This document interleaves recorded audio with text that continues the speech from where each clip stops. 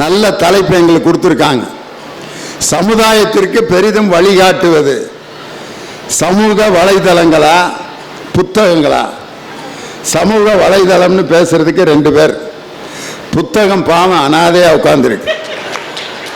பாவம் புத்தகம் எப்படி இன்னைக்கு கைவிடப்பட்டு கிடக்குதோ அதே மாதிரி புத்தகத்தோட அணியும் அதே மாதிரி பாவமாக கிடக்குது. சமூக வலைதளம் எப்படி கம்பீரமாக இருக்குது பார்த்தீங்களா? ஒருத்தரை பாருங்க எப்படி இருக்காருன்னு.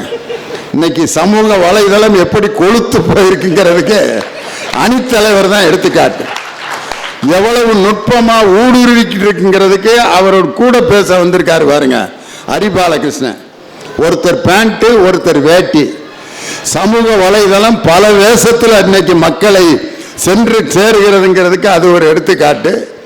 ரொம்ப பாவமாக புத்தகம் இன்னைக்கு உட்கார்ந்துருக்கு. புத்தகம் பாவமாக என்றும் இருந்ததில்லை. ஒரு வரலாற்றின் திருப்பு முனைகள் பல புத்தகங்களால் தான் உருவாகி இருக்கின்றன என்பதை தனித்திருந்தாலும் வெற்றி பெறுவது நான் தான் அப்படிங்கிற ஒரு மகிழ்ச்சியோட உட்கார்ந்திருக்காரு. புத்தகத்தோட அணியில் பேச வந்திருப்பவர். புத்தகங்களா சமூக வலைதளமா வாழ்க்கைக்கு வழிகாட்டுவது?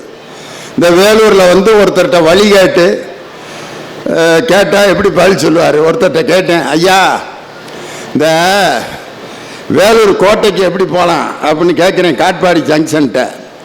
அவன் என்ன நிலைமையில் இருந்தானோ இப்படியேயும் போகலாம் கையை தொங்க போட்டும் போகலான்னா. நான் இப்படி கேட்டதுக்கு இப்படி போகிறதுனாலும் போகலாங்க கையை தொங்க போட்டு போனாலும் பாட்டே வழி கேட்டேன்டா அப்படின்னு. இன்னொருத்தனை கூப்பிட்டேன். அவன் ஒரு டைப்பாக உட்காந்துருந்தான். இந்த பஸ்ஸு எங்கடா போகும் அப்படின்னா ஊருக்குன்னா. டே ஏண்டா ஏற்கனவே நொந்து போயிருக்கேன்டா. ஊருக்கு போகிற பஸ்ஸு தான்டா. எந்த ஊருக்கு அப்படின்னு பஸ்ஸை கேட்டு சொல்கிறேன்னா. அவன் என்ன மப்பில் இருந்தான்னு தெரில. பஸ்ஸை எப்படா கேட்டு சொல்லுவேன்? அப்புறம் எனக்கே தெரியாது என்கிட்ட கேட்குறேன்னா. இன்னொருத்தன் எனக்கு ஒரு வழி சொன்னான் பாருங்க. வெள்ளச்சாமி வீட்டுக்கு எப்படா போகணுன்னு கேட்டேன். நேராக போங்க, போய் வலது பக்கம் ஒரு ரோடு வரும், இடது பக்கம் ஒரு ரோடு வரும். 2லையும் போகாத. அதை எதுக்கு அப்புறம் சொல்கிற? 2லையும் போகாத. அந்த லெஃப்ட் சைடு ஒரு சின்ன சந்து வரும், அதில் போக்க. போனீங்கன்னா ஒரு பெருமாள் கோயில் வரும். அந்த பெருமாள் கோயிலை ஒரு தடவை சுற்றுனீங்கன்னா 2 ரோடு பிரியும். அதில் 2வது ரோட்டில் போங்க. ஒரு மரத்தடியில் ஒரு பெரியவர் உட்காந்துருப்பார். அவரை கேளுங்க வெள்ளச்சாமி வீடு எதுன்னு சொல்லுவாருங்கிறேன். டே எங்கே இருந்துடா எனக்குன்னே புறப்பட்டு வர்றீங்கன்னு. எனக்கு பிடிச்ச வழி சொன்னவன் யாருன்னா, ஐயா பெரியசாமி ஆத்தியார் வீடு எது அப்படின்னு கேட்டேன். இந்த மாடு நடந்து போயிட்டுருக்குல்ல அதுக்கு நேர் வீடு தான் பெரியசாமி ஆத்தியார் வீடுன்னா. நான் போகிறதுக்குள்ளே மாடு 6 வீடு தாண்டி போயிடுச்சு. அதுக்கு நேராக இருக்க வீட்டு கதவை தட்டினா பெரியசாமின்னு ஒருத்தன் எங்கள் ஜென்மத்திலே கிடையாதுங்கிறேன். வழி சொல்கிறது ஒரு இயங்கிக்கிட்டு இருக்கிற பொருளை வச்சு வழி சொல்லக்கூடாது. அதே மாதிரி இன்னைக்கு வழி கேட்க வேண்டிய வேலையே இல்லை. இன்னைக்கு தாசில்தார் சர்க்கியூட் ஹவுஸுக்கு எப்படி வரணும்னு லொக்கேஷன் போட்டார். ஒரு பொம்பளை பிள்ளை எங்களை கூட்டிகிட்டு வருது. எங்கேருந்து? சத்வாச்சாரிலேருந்து கூட்டிகிட்டு வருது. 500 meters turn right and then 100 meters turn left. We can reach the destination within 100 meters. எங்கன டிராஃபிக் அதிகமாக இருக்குது, எங்கன டிராஃபிக் கம்மியாக இருக்குது. நான் இதே மாதிரி லொக்கேஷன் போட்டு ஒரு கல்யாணத்துக்கு போனேன். கேபிஆர் திருமண மண்டபம். எங்கள் உதவியாளர் கேபிஆர்னு போடுறதுக்கு பதிலாக கேஆர்பின்னு போட்டு விட்டார். அந்த மண்டபத்துக்கு கூட்டி போயிடுச்சு. எது? Computer. Turn right, turn left, turn 100 meters, turn right, reach the destination. கல்யாணம் ஜேன்னு நடந்துட்டு இருக்கு. என்னை பார்த்தோன்னே அவங்க யூனியன்டா ஓடான்ட்டு கல்யாணத்தில் கூட்டு போய் எல்லாம் இது பண்ணி பேச வச்சு என் தலைமையில் மாலையெல்லாம் எடுத்து கொடுத்து எல்லாம் முடிச்சுட்டு சாப்பிட்டு வெளியில் வர்றேன். நான் போக வேண்டிய கல்யாணத்துலேருந்து எனக்கு ஃபோன் வருது. ஐயா தாலி நீ தாயா எடுத்து கொடுக்கணும், நல்ல நேரம் முடிஞ்சு 1.5 மணி நேரம் ஆகுது. கல்யாணத்துக்கு நான் எந்த கல்யாணத்துக்கா போனேன் அப்படின்னு அவன் தான் எனக்கு டிக்கெட்லாம் போட்டு கொடுத்து எல்லா வசதியும் செஞ்சு கொடுத்தவன், ஆனால் நோகாமல் ஒருத்தன் நொங்குதுன்ட்டு போயிட்டான். அந்த கல்யாணம் அவனுக்கு நடந்து போயிடுச்சு. காரணம், இந்த கம்ப்யூட்டர் வழிகாட்டி ஒரு எழுத்து மாற்றி போட்டேன், வேற மண்டபத்தில் போய் நான் போய் கல்யாணத்தை அட்டன் பண்ணி. இன்னைக்கு சமூக வலைதளம்ங்கிறது என்ன நிலைமைக்கு ஆளாயிருக்கு. சாதாரண ஆளுடைய திறமையெல்லாம் இன்னைக்கு வெளியில் வந்துருச்சு. வீட்டில் நடக்கிற விஷயங்களை பெண்கள் பரிமாறுறாங்க. ரசம் வச்சிட்டேன்டி மேரி, ரசம் வச்சிட்டேன். உடனே மேரி பதில், வச்சிட்டியாடி, எப்படி இருந்துச்சு? எங்கள் வீட்டுக்காரர் இனிமே தான் வந்து சாப்பிடுவார். எப்படி? இதெல்லாமாயா நாட்டில் சொல்லிக்கு பரிமாறிட்டு இருக்கிறது. சாப்பிட்டியா, இங்கிலீஷில் SAPTIA, சாப்பிட்டியா அப்படின்னு அவர் சாப்பிட்டேன் அப்படின்னு அதை எழுதுறதுக்கு அவருக்கு நேரம் இல்லையா. இந்த இப்படி திங்கிற மாதிரி ஆக்ஷனை போடுறேன், சாப்பிட்டேன் அப்படின்ட்டு. உடனே எப்படி இருந்துச்சுன்னா அதுக்கு ஒரு பொம்மையை பாருன்ட்டு, நல்லாவே இல்லை. எழுதுறதுக்கு நேரம் இல்லை, பேசுறதுக்கு நேரம் இல்லை, பொம்மையிலே பேசிக்கிறான். ஹாப்பி பர்த்டே அப்படின்னோன்னா ஒரு கேக்கை ஒரு பொம்மை அப்படி வெட்டுது, அதுதான் பர்த்டே கிரீட்டிங்ஸ். ஒருத்தர் வந்து எனக்கு வேலை கிடச்சிருச்சுன்னு இப்போ அனுப்புகிறாரு, 2 கை தட்டுறதை மட்டும் இப்படியே போடுறேன். இன்னொருத்தன் எனக்கு பையனுக்கு MBBS இடம் கிடச்சிருச்சு அப்படின்னு சொன்னோன்னே கண்ணீர் விட்டு 3 பொம்மையை போடுறேன். என்னன்னா, ஓ மகனுக்கெல்லாம் கிடச்சிருக்கு பாடுறா, அவன்லாம் ஒரு மனுஷன், அவன்லாம் MBBS படிக்கிறான்ட்டு அழுது பொம்மையை போடுறேன். அவன் பார்த்துட்டு ஏமா MBBS படிக்கிறதுக்கு இவன் ஏன்டா அழுகுறேன் அப்படின்ட்டு. அதை விட கொடுமை அந்த கொரோனா காலத்தில் நடந்துச்சு பாருங்க. மொபைல்லே பேசிக்கிட்டாங்க. கல்யாணத்துக்கு ஒருத்தன் கூப்பிட்ருக்கான், போக முடியல, 5 பேர் தான் போகணுன்ட்டாங்க கல்யாணத்துக்கு. தாய் மாமனுக்கு பத்திரிக்கை அனுப்புனேன். தாய் மாமன் சுரேஷுக்கு கண்டிப்பாக இந்த பத்திரிகையை பார்த்துவிட்டு நேரில் நான் அழைத்தது போல் நினைத்து கொண்டு திருமணத்திற்கு வரவும் அப்படின்னா, ஏண்டா ஒரு மாமனுக்கு பத்திரிக்கை கொடுக்கறதுக்கு உனக்கு நேரில் வர முடியல. அவன் என்ன பண்ணான் தெரியுமா? அப்போலாம் 2000 ரூபா நோட்டு இருந்துச்சு. ஒரு 15 2000 ரூபா நோட்டை வரிசையாக மேஜையில் அடுக்கி ஃபோட்டோ எடுத்து, இந்த 30,000 ரூபாயை நான் நேரில் வந்து கொடுத்தது போல் நினைத்து கொண்டு திருமணத்தை நடத்தவும். அல்வாவுக்கு அல்வா, இவன் 1/4 கிலோ கிண்டி கொடுத்தா, அவன் 3/4 கிலோ கிண்டி திருப்பி அனுப்புகிறேன். இந்த ஃபோன் வந்ததுலேருந்து எதை பரிமாறணும், எந்த விஷயத்தை சொல்லணும் சொல்லக்கூடாது விவஸ்தையே இல்லை. நான் இப்பொழுது கொடைக்கானலில் இருக்கிறேன் அப்படின்னு குடும்பமே செல்ஃபி எடுத்து போட்டோ அனுப்புகிறேன். ஒரு திருடன் பார்த்துட்டான், அதை கொடைக்கானலில் இருக்கீங்களா, அதில் ஸ்டேட்டஸ் வேறு, I am coming only on Friday. அவன் அனுப்புகிறான்னு திங்கக்கிழமை, இன்னும் 3 நாள் வீடு பூட்டி தான் இருக்குமா, மாப்பிள்ளை கிளம்புடா அப்படின்ட்டு போய் வீட்டை தொடச்சி எடுத்துட்டான். போயிட்டு திருப்பி வர்றாங்க, வீடை பார்த்தா ஒன்றையும் காணாம். இன்னொருத்தன் திருப்பதியில் போய் போட்டோ எடுத்து, I am in Tirupati, we are coming only on Sunday அப்படின்னு குடும்பமே மொட்டை அடிச்சுட்டு வந்து வீட்டை திறக்கிறாங்க. பார்த்தா வீட்லேயும் மொட்டை. அவன் பார்க்குறான், அங்கேயும் திருப்பதி இங்கேயும் திருப்பதி ராட்டு, வீட்டையும் மொட்டை அடிச்சுட்டு போயிட்டாங்க. அங்கே மொட்டை அடிக்கும் போது இங்கே மொட்டை அடிச்சிருக்கானு எதுக்கு ஸ்டேட்டஸ் போடுற? இன்னும் சில பேர் பார்த்தீங்கன்னா ஃபோனை சத்தமாக பேசிட்டு வர்றான் ஒருத்தன் பஸ்ஸில். ஆமாம் ஆமாம், 1 லட்சம் ரூபா எடுத்துட்டு முனியாண்டி வந்துக்கிட்டு இருக்கான். ஸ்டேட் பேங்க்ல இருந்து வேலூர் கோட்டை மைதானத்தை இப்போ தான் கிராஸ் பண்ணுறேன், சைக்கிளில் தான் வர்றேன். முன்னால் தொங்குதில் மஞ்சள் பை, அதில் தான் 1 லட்சம் வச்சிருக்கான், வந்துக்கிட்டு இருக்கான். வருவானாவே முனியாண்டி? பஸ்ஸில் உட்காந்து, முனியாண்டியா வீட்டுக்கு வந்த மாதிரி தான் அப்படின்ட்டு போய் முனியாண்டியை கேப்சர் பண்ணி மஞ்சப்பையை பிச்சை எரிஞ்சிட்டு போயிடுறேன். இந்த சமூக வலைதளம் நல்லதையும் செய்து கெட்டதையும் செய்து, சமூக வலைதளங்கள் இன்று வழிகாட்டுகிறது அப்படின்னு பேசுறதுக்கு 2 பேர், புத்தகங்கள் தான் வழிகாட்டுகிறதுன்னு பேசுறதுக்கு புத்தகம் மாதிரியே லேட்டாக வந்திருக்காரு. அதனால் இப்பொழுது பட்டிமன்றத்தின் விவாதம் தொடங்குகிறது. வாழ்க்கைக்கு பெரிதும் வழிகாட்டுவது சமூக வலைதளங்களா புத்தகங்களா? பாவலர்கள் பாலூட்ட பாண்டி பழம்பதியில் காவலர்கள் தாளாட்ட கற்ற மனங்களினும் தொட்டிலே அன்று துயின்று மிக வளர்ந்து பட்டுப்போல் நாவசைத்து பால் மழலை சொல்லி வந்த கட்டி தமிழே கவிதை பெருஞ்சுவைய 8 திக்கும் எழில் வளர்த்த பூமகளே தொட்டிலே கிடந்த என்னை தொல்காப்பியன் படுத்த கட்டிலே கிடையென்ற கனிமகளே கனிமணக்க பேசும் கற்றோர் அவையினிலே நடைபயில வந்திருக்கும் நான் உந்தன் இளைய மகன் உந்தன் பாதம் தொட்டு தொடங்குகிறேன் தூயவளே தமிழ் தாயே வாழியணி. திண்டுக்கல்னா ஒன்னு பிரியாணி, இன்னொன்னு எங்க அண்ணன் நடுவர் லியோனி. 2 விஷயம் தான் திண்டுக்கல்னா. பயங்கரமான பஞ்சு டயலாகா இருக்குது. லியோனி பிரியாணி. அற்புதமா இன்னைக்கு ஒரு தலைப்பை கொடுத்திருக்கீங்க நீதிபதி அவர்களே.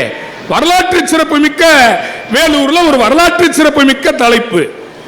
மக்களுக்கு சமுதாயத்துக்கு வழிகாட்டுவது எது? சமுதாய அந்த வலைத்தளங்கள் சொல்லக்கூடிய அந்த மீடியாவா அல்லது புத்தகங்களா? இதுல என்ன சந்தேகம் நீதிபதி அவர்களே? வலைத்தளங்களுக்கு விழா எடுக்கிறார்களா, புத்தக திருவிழா என்று புத்தகத்துக்கு விழா எடுக்கிறார்களா என்பதை இந்த மாமன்றம் சிந்திக்க வேண்டும். புத்தகங்கள் தடம் பதிக்க செய்யும், வலைத்தளங்கள் தடம் மாற செய்கிறது. அதுதான் இன்றைக்கு யதார்த்தமாக இருக்கிறது நீதிபதி அவர்களே. செல்போனை நோன்றான் இந்த சமூக வலைத்தளங்களிலே பொழுதுபோக்குவதற்கு செல்லலாம் நீதிபதி அவர்களே. வாழ்க்கையே அந்த செல்போன் வலைத்தளங்களிலே தொலைத்துக் கொண்டிருக்கின்ற இளைஞர்கள் இன்றைக்கு அதிகமாக இருக்கிறார்களா இல்லையா? சினிமாவுக்கு கூட சென்சார் போர்டு இருக்கு, சமூக வலைத்தளங்களுக்கு சென்சார் போர்டு இருக்குதா? மிஸ்டர் இனியவன் என்ன நீதிபதி அவர்களே, எங்க ஊர்ல எல்லாம் ஒரு பொண்ணை ஃபாலோ பண்ணாங்கன்னா அருவாள் எடுத்துருவாங்க. சமூக வலைத்தளங்களை ஒரு பொண்ணு 50,000 பேர் ஃபாலோ பண்றான். நடக்குதா இல்லையா? லைக் பண்ணுங்க, ஷேர் பண்ணுங்க, சப்ஸ்கிரைப் பண்ணுங்க. அட பாவிகளா! புத்தகங்கள் அழகா சொன்னா, புத்தகங்கள் தொட்டு பார்த்தால் காகிதம், ஆனால் தொட தொட தொட தொட அது நம் வாழ்க்கையே மாற்றி காட்டுகிற ஆயுதம் என்று சொன்னார்கள். அதுதான் புத்தகங்கள். வலைத்தளங்கள் என்ன செய்யுது? இந்த கொரோனா டைம்ல ஆளாளுக்கு கேமரா எடுத்துட்டு போயிட்டான். யூடியூப் சேனல் மாப்ள வாங்க பாத்ரூம் டூர். அட பாவிகளா! பாத்ரூம் டூர், கிச்சன் டூர், மொட்டை மாடி டூர், ஏத்த விட்டு டூர். இதுவா பண்பாடு? ஆனால் புத்தகங்கள் 33 ஆண்டு காலம் லண்டன் அருங்காட்சியகத்திலே உட்கார்ந்து காரல் மார்க்ஸ் மூலதனம் என்ற புத்தகத்தை உருவாக்கினார். உழைப்பாளிகளின் தொழிலாளர்களின் வாழ்க்கையிலே மறுமலர்ச்சி உண்டாக்கி ரஸ்கினின் கடையனுக்கும் கடைத்தேற்றம் என்கிற புத்தகம் தான் சாதாரணமாக இருந்த மோகன்தாஸை மகாத்மாவாக மாற்றியது. ரஸ்கினின் கடையனுக்கும் கடைத்தேற்றம் என்கிற புத்தகம் நீதிபதி அவர்களே. சாதாரண திருச்சுழி வெங்கட்ரமணனை ரமண மகரிஷியாக்கியது சேக்கிழார் எழுதிய பெரிய புராணம் என்கிற புத்தகம் தான் சாதாரண வெங்கட்ரமணனை ரமண மகரிஷியாக மாற்றியது. இதெல்லாம் உங்களுக்கு தெரியாதா மிஸ்டர் இனியவர்? உங்க சமூக வலைத்தளங்கள் என்னங்க செய்யுது? செல்போனை நோண்டிக்கிட்டே இருக்கான். நான் ஒரு பையனை கேட்டேன், டேய் செல்போன்லயே இருக்காதடா, செல்போனை தாண்டி ஒரு உலகம் இருக்குடா, வந்து பாடுறான். ஒரு தெரிஞ்சிருச்சான், லிங்க் அனுப்புங்க சார் பாக்குறேன். அதுக்கும் லிங்கா? செல்போனை பல்ல தைக்கிறானோ இல்லையோ, செல்ல தைக்கிறான். அவன் செல்போனையே நோண்டிட்டு இருக்கிறானே. கடிகாரத்தை பாருங்கள், ஓடிக்கொண்டிருப்பது முள் மட்டுமில்லை, உங்களது வாழ்க்கை. தொலைபேசிக்குள்ளே தொலைந்து போகிற இளைய சமுதாயம் எப்படி முன்னேறும் என்பதுதான் எனக்கு கேள்வி. சைனாவில் வாட்ஸ்அப் இல்ல, சீனா வீடுதோறும் தொழில் வளர்ச்சி, சைனாவில் பேஸ்புக் இல்ல. ஆனால் தமிழ்நாட்டில் இவன் செல்போனை நோண்டிட்டே இருக்கானே. அந்த நோண்ட வீட்டுக்கு பின்னாடி மண்ணை நோண்டிருந்தா கூட 2 கிணற உருவாக்கி இருக்கலாம். அந்த விவசாயத்திற்காவது பயன்படும் நீதிபதி அவர்களே. புத்தகங்களை குறை சொல்ல அவர் வந்திருக்கிறாரா? 12 வயதிலே வறுமையிலே கிடந்த மைக்கேல் ஃபாரடே, அவங்க அப்பா வறுமையில் இருக்குன்னு ஒரு கடையில சேர்த்து விட்டார். அந்த கடையில வேலை செஞ்சு வறுமையை ஓட்டிக்கிட்டு இருந்தான். ஓய்வு நேரத்தில் புத்தகங்களை படிப்பான், ஆசைப்பட்டான். நீதிபதி அவர்களே, மைக்கேல் ஃபாரடாவினுடைய உரிமையாளர் புத்தகம் பைண்டிங் பண்ற ஒர்க்கை கொடுத்தார், அவருக்கு அந்த வேலையை கொடுத்தார். அந்த மைக்கேல் ஃபாரடே தான் டைனமோ என்கிற அற்புதமான ஆற்றலை கண்டுபிடித்து இந்த உலகத்துக்கு தந்தான். அது மாதிரி உங்க சமூக வலைத்தளங்கள் என்ன கத்து கொடுத்துச்சு சொல்லுங்க? என்ன சார் கத்து கொடுத்துச்சு? ரம்மியில தற்கொலைய கத்து கொடுத்துச்சு உங்க சமூக வலைத்தளம். ரம்மியில எங்க இளைஞனை டம்மி ஆக்குச்சு.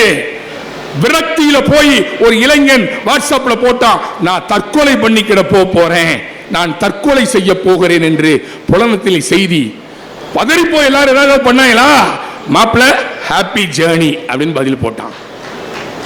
தற்கொலை செய்து கொள்கிறேன் என்று சொன்னவனை கரம் பிடித்து காப்பாற்றி 10ஆம் முறை கீழே விழுந்தவனை பூமித்தாய் முத்தமிட்டு சொன்னாள், பரவாயில்லை எழுந்திரு, நீதானே 9 முறை எழுந்தவன் என்ற அந்த புத்தகத்தை படித்திருந்தால் அவன் உயிர் காப்பாற்றப்பட்டிருக்கும். நீதிபதி அவர்களே, அதுதான் எங்களுடைய வாதம். உறக்கம் போயிடுச்சு சார். உடம்பார் அழியின் உயிரால் அழிவர், திடம்பட மெய்ஞானம் சேரவும் மாட்டார், உடம்பை வளர்க்கும் உபாயம் அறிந்தே உடம்பை வளர்த்தேன் உயிர் வளர்த்தேனேன்னு சொன்னாரு திருமூலர். இன்னைக்கு தூக்கம் போயிடுச்ச. வீடுகள்ல தூக்கத்தை தொலைத்த இளைய தலைமுறை இன்றைக்கு வந்து கொண்டிருக்கிறது. அதுதான் எங்களுடைய ஆதங்கம். ஆனா புத்தகம் எவ்வளவு சொல்லுது. பெண் ஏன் அடிமையானால் என்கிற புத்தகம் தான் பெண் விடுதலைக்கு பாடுபட்ட புரட்சியை ஏற்படுத்திய புத்தகம். வீட்டில் ஒரு பொம்மை வாங்கி கொடுத்தா கூட பொம்பளை பிள்ளைனா கேஸ் அடுப்பு, இருப்பு சட்டி, சிலிண்டரு, குக்கரு வாங்கி கொடுப்பான். பையனுக்கு பொம்மை வாங்கி கொடுக்கணும்னா ஏரோப்ளானு, ஹெலிகாப்டர், துப்பாக்கி வாங்கி கொடுப்பான். இல்லற கிரிக்கெட்டில் கட்டிலறைக்கும் சமையலறைக்கும் ரன்கள் எடுத்தே ரணமாகி போயிருந்த பெண்ணினத்தை வாழ வைத்தது பெண் ஏன் அடிமையானால் என்கிற தந்தை பெரியாரின் புத்தகம். என்ன செல்போனுக்கு ஸ்கிராட்ச் கார்டு போடுறேன், செல்போனுக்கு ஸ்கிராட்ச் கார்டு போடுறிய தம்பி, உன் உயிரை காப்பாத்துறதுக்கு தலையில ஹெல்மெட் போடுறியா? அதுதான் எங்களுடைய வாதம். சமூக வலைத்தளங்கள் இன்றைக்கு சமையல் ஜோதிடம் 2024 நல்ல மகர ராசி அவிட்ட நட்சத்திரம். சமூக வலைத்தளத்தை ஒருத்தன் சொன்னா ஜோசியக்காரன், உங்களுக்கு அவிட்ட நட்சத்திரம் மகர ராசி, சூரிய அங்க இருக்காரு, ராகு இங்க இருக்கிறாரு, 2024 உங்களுக்கு எல்லாம் கிடைக்கும்னா 2024 கேலண்டர் கூட எனக்கு கிடைக்கல நீதிபதி. இன்னைக்கு நிலைமை அதுதான். சமூக வலைத்தளங்கள் சரியில்லை என்பதற்காகத்தான் மகாகவி பாரதி சொன்னான், காசி நகர் புலவர் பேசும் உரைதான் காஞ்சியில் கேட்பதற்கு ஒரு கருவி செய்வோம் என்று. ரேடியோ புத்தியோட நிப்பாட்டிக்கங்கடா. ட்விட்டர் வேணாம், பேஸ்புக் வேணாம், வாட்ஸ்அப் வேணாம், புலனம் வேண்டாம், லிங்க் வேண்டாம் சொன்னா ஏன் பாரதி சொன்னார் அழகாய், காசி நகர் புலவர் பேசும் உரை காஞ்சியில் கேட்பதற்கு கருவி செய்வோம் போதும். ஆனால் இன்றைக்கு எத்தனை எந்திரமோ அத்தனை தொந்தரவு, விவாகரத்துக்கள் அதிகமாவதற்கு சமூக வலைத்தளங்கள் காரணம்.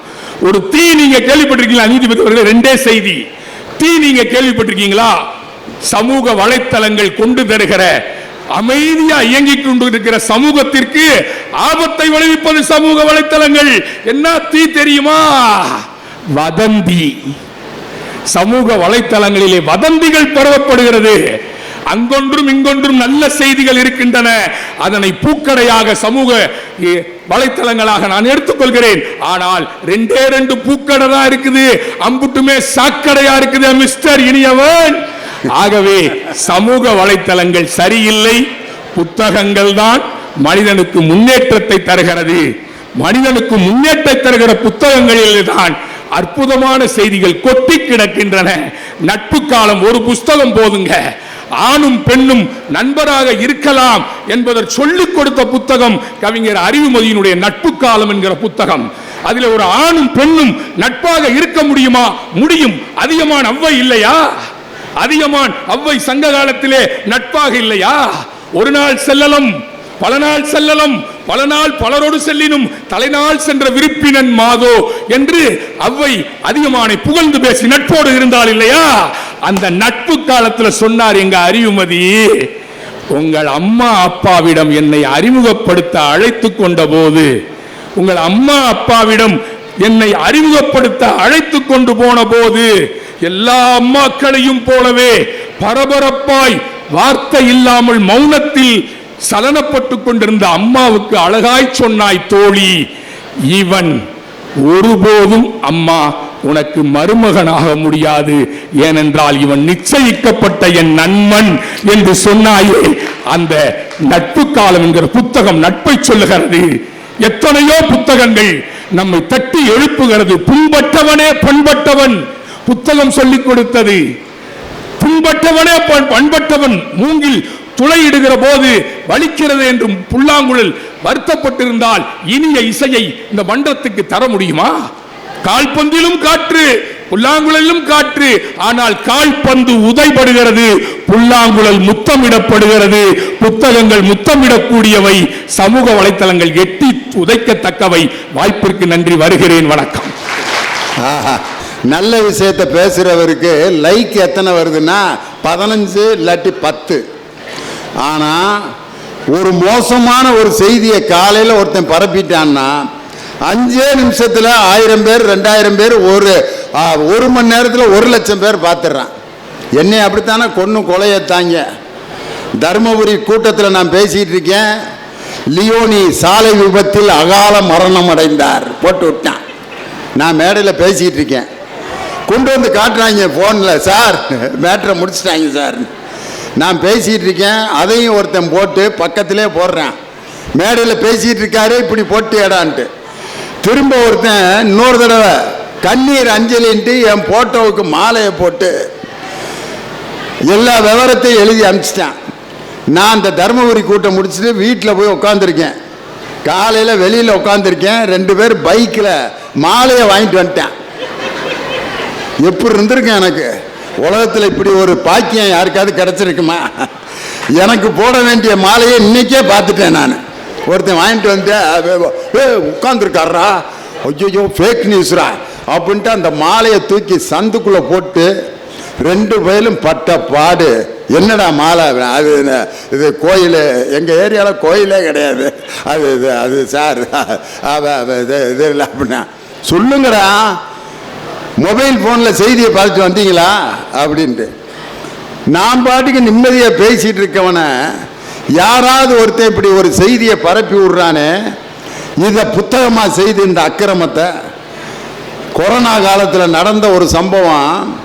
மதுரையிலேருந்து கோயம்புத்தூருக்கு ஒரு ஸ்பெஷல் ட்ரெயின் விட்டுருக்காங்க. அப்போ ஒருத்தன் ஒரு கம்பார்ட்மெண்ட்டில் ஏறி ஒரு சீட்டில் ஒருத்தர் தான் உட்காரணும் அப்படின்னு ரூல். ஒவ்வொரு பெஞ்சிலையும் ஒவ்வொருத்தையும் படுத்திருக்கான். ஒருத்தன் ஏறி இருக்கான், எல்லா பெஞ்சிலையும் ஆள் படுத்திருந்தான். என்னடா ஒரு சீட்டை பிடிக்கணுமே, என்னடா ஐடியா பண்ணுறதுன்ட்டு இவங்களை விரட்டுறதுக்கு ஒரு ஐடியா பண்ணணுன்ட்டு அப்படின்னு ஒரு 5 தடவை தும்முனான். ஐயோயோ பெரிய கொரோனா நோயாளி வந்துட்டான்டான்ட்டு ஒரு 4 பேர் இறங்கி வேற கம்பார்ட்மெண்ட்டுக்கு ஓடிட்டான். கம்பார்ட்மெண்ட்டே காலி ஆயிடுச்சு. எதுக்குடா நம்ம கோயம்புத்தூர் போகிறதுக்கு பதிலாக சுடுகாட்டுக்கு போய் சேர்ந்துருவோம் போல இருக்குன்ட்டு கம்பார்ட்மெண்ட்டே காலி ஆயிடுச்சு. நிம்மதியாக அவன் பாட்டுக்கு படுத்து கோயம்புத்தூர் வரைக்கும் போயிடலாம்டான்ட்டு தூங்கிட்டான். காலையில் கோயம்புத்தூர் வந்துருச்சுன்னு இறங்குறேன், மதுரையிலே நிற்கிது. எது என்னன்னு முடிவு பண்ணியிருக்காங்க ரயில்வேல, தும்மல் சத்தம் கேட்கவும் இந்த கம்பார்ட்மெண்ட்டில் ஒரு கொரோனா நோயாளி இருக்கான், அதனால இந்த கம்பார்ட்மெண்ட்டை மட்டும் கழட்டி விட்டுட்டு மிச்ச ட்ரெயினை பூரா ஓட்டிட்டு போயிட்டான். இந்த சுயநலம் பிடிச்ச நாய் மட்டும் அனாதைய மதுரையில் படுத்து கிடந்துச்சு.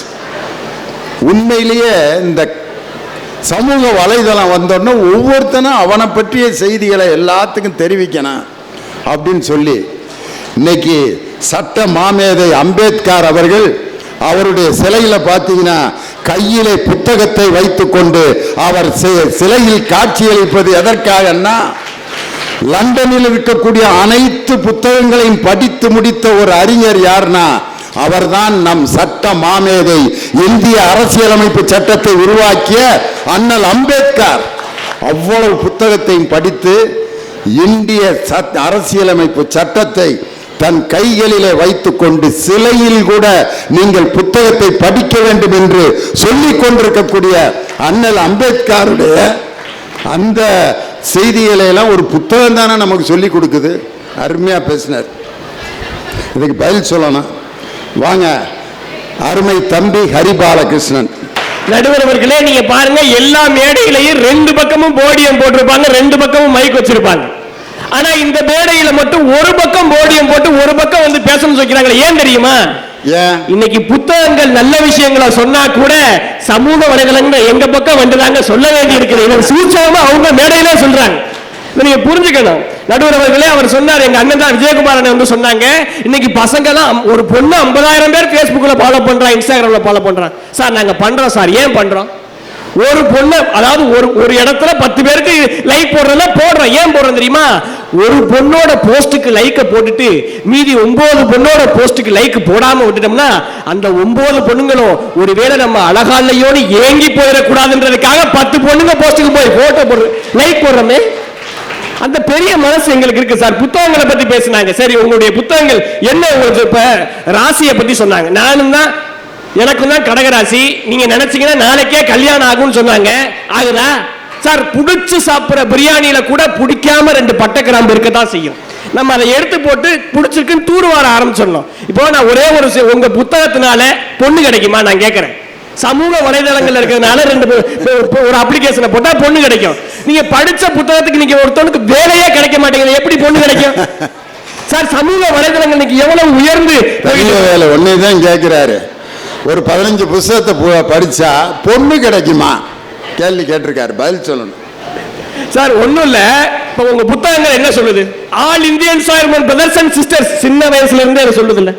இந்த புத்தகத்துல தான் நம்ம படிச்சிருக்கோம். எனக்கு ஒரு சந்தேகம், சின்ன வயசுல இருந்தே வேலூர் மண்ணில் இன்னைக்கு விவரம் தெரிஞ்சு கேட்கிறேன் sir. All Indian brothers and சிஸ்டர்ஸ்னா நாங்க யார சார் போய் கல்யாணம் பண்றது? என்ன புத்தகங்கள் சொல்லுது? ஒரு விஷயம் சும்மா ஒரு எல்லாரையும் சகோதரமா நினைக்கணுங்கிறதுக்காக சொல்லியிருப்பாங்க.